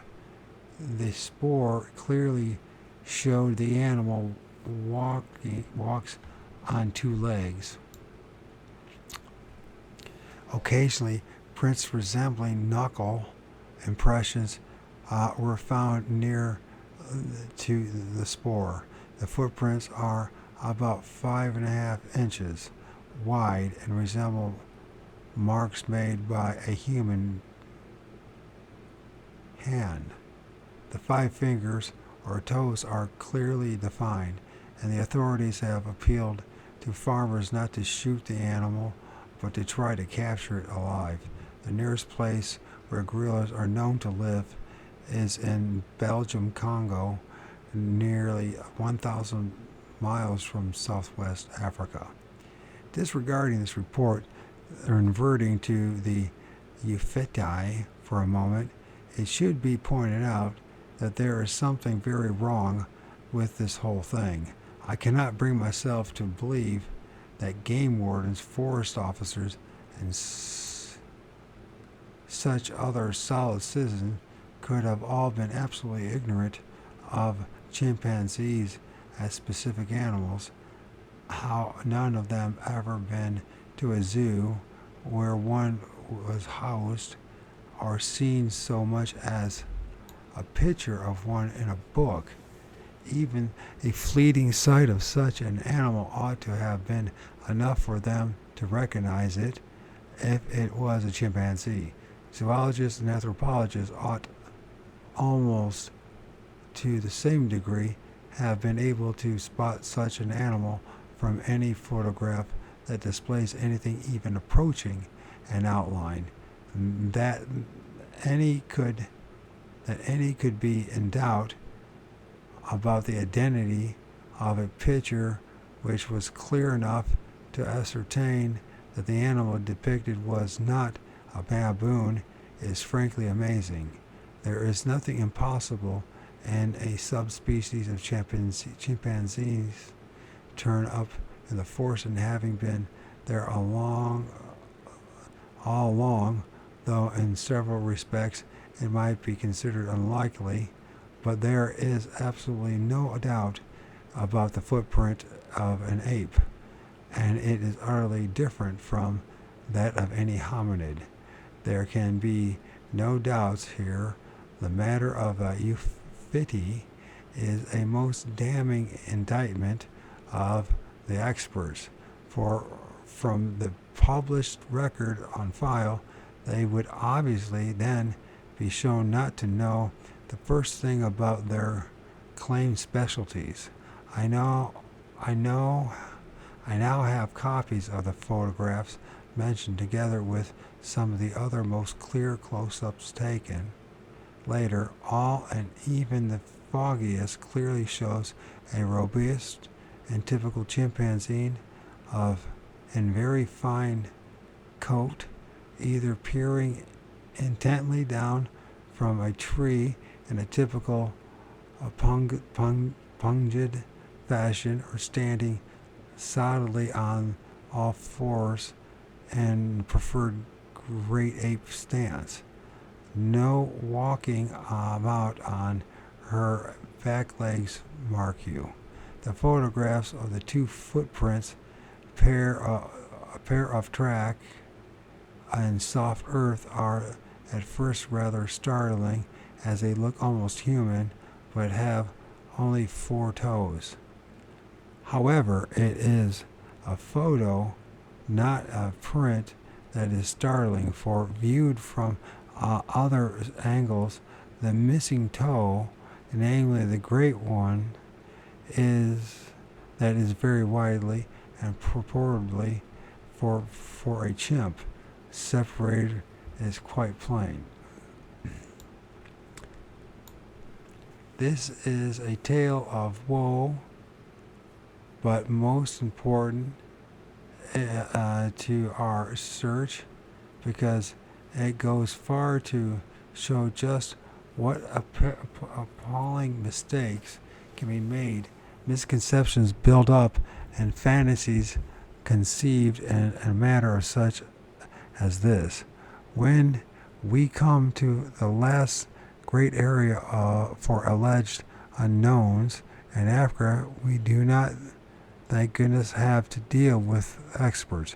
However, we have to rely on travelers, big game hunters, and other non-experts who are sometimes almost as bad. For the good old days of bulldozer operators and tree crushers and timber crushers. However, there is one very bright gleam. I had it in this, and they almost for first. What the hell? And almost for the first and only time is a real honest to goodness, fully trained, truly expert, also successful professional animal collector, none other than Charles Cordier, a Swiss who has persistently brought back to museums and zoos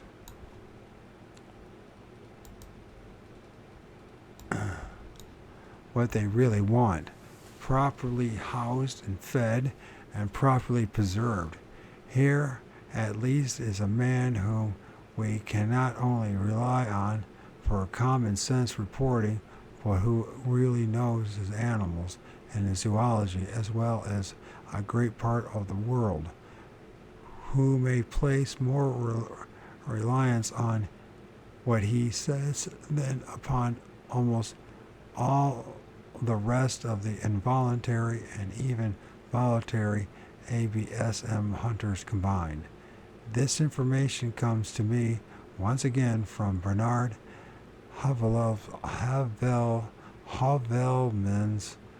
who had just at the time of writing received it from Cordier, who January 1961 was somewhere in the Congo. Charles Cordier wrote Bernard, we met 3 tracks of hind feet, no knuckle marks, in soft mud near water. The tracks were most unusual, he says. Also, they were not those of a gorilla. And Cordier goes on, I ought to know. I have a silverback. These 20-inch tracks, 12-inch tracks were no gorilla. The gorilla imprints should be compared with the photo of one made in the plaster, see Appendix A. This find was made, as far as we know of now, somewhere in the Bukavu area. The track maker is obviously some new form of large pungin.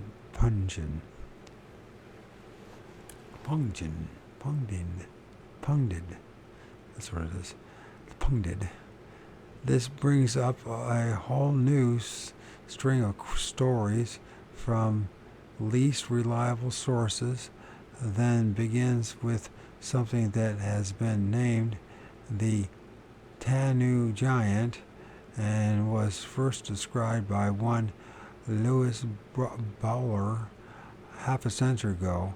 It has some funny features and some illogicalities, it states. Far away in the primeval forests of the Upper Tanu in the Golden Coast colony, a strange tale is told by natives of a wild man of the woods, which would appear from the description given to be a white ape of extraordinary stature and human instinct. The natives who live in the villages near the haunts of this freak of nature are terrified out of their wits. They barricade their doors at night and place broiled plantains and cassava on the jungle paths leading into the village to propitiate him and appease his hunger. They declare he comes to the village at night and only runs when fire is thrown at him. The women especially are almost scared to death and go in a body to their plantain farmers.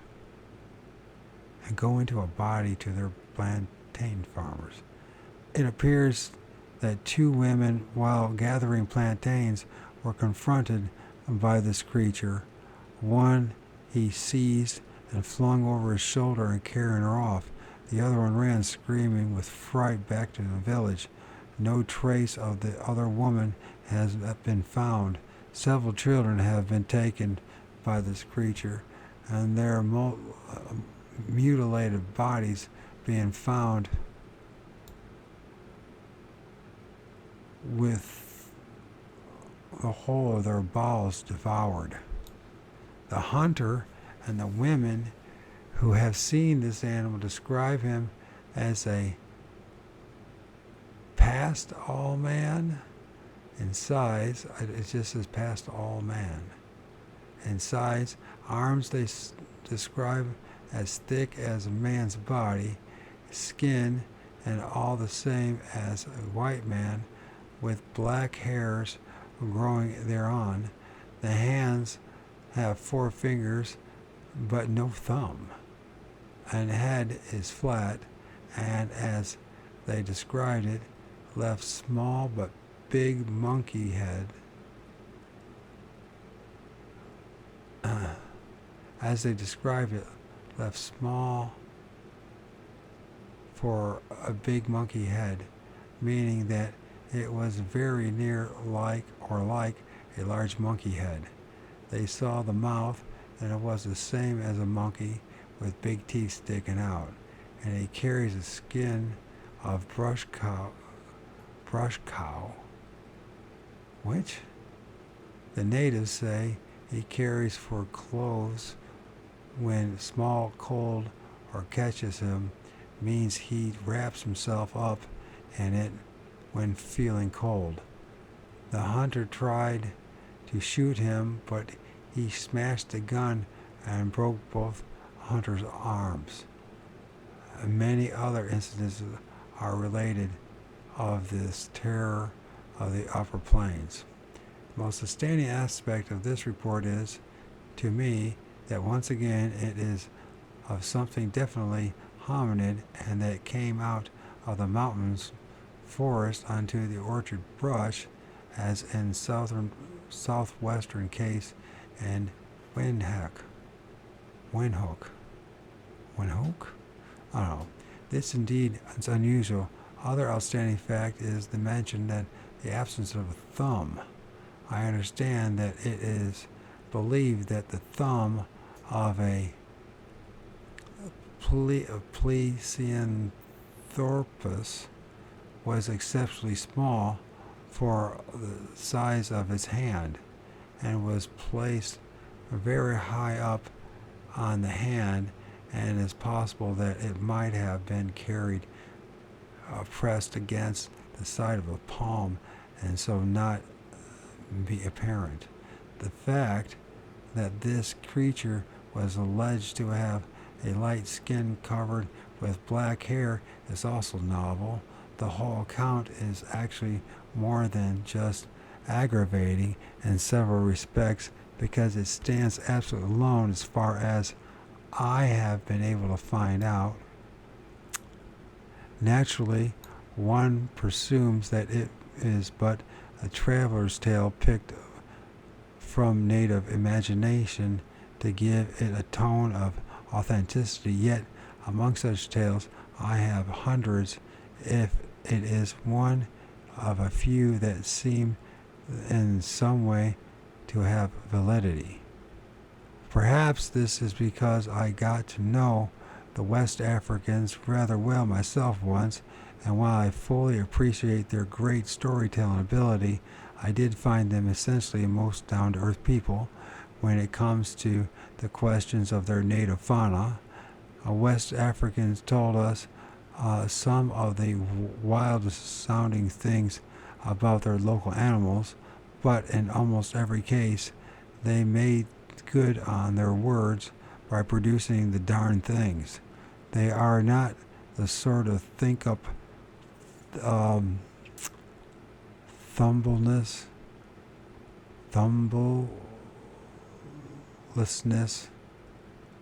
a white skin or a head left small for a big monkey head. I don't know what that said. If they said that, and these purport at first to be first-hand accounts and not traditional tales, They meant it precisely by disemboweling of the children also seems to smack of a real thing.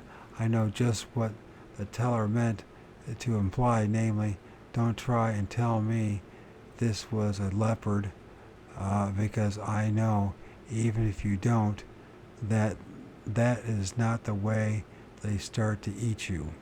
The only other African ABSM that has been mentioned, and this several times by several different travelers, is the Mahulu.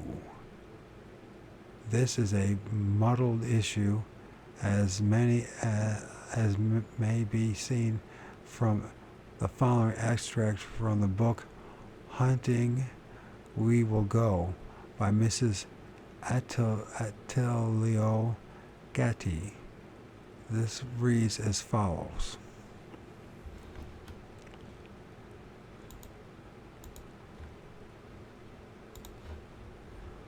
If you're going to try, go all the way. Otherwise, don't even start. If you're going to try, go all the way. This could mean losing girlfriends, wives, relatives, jobs, and maybe your mind.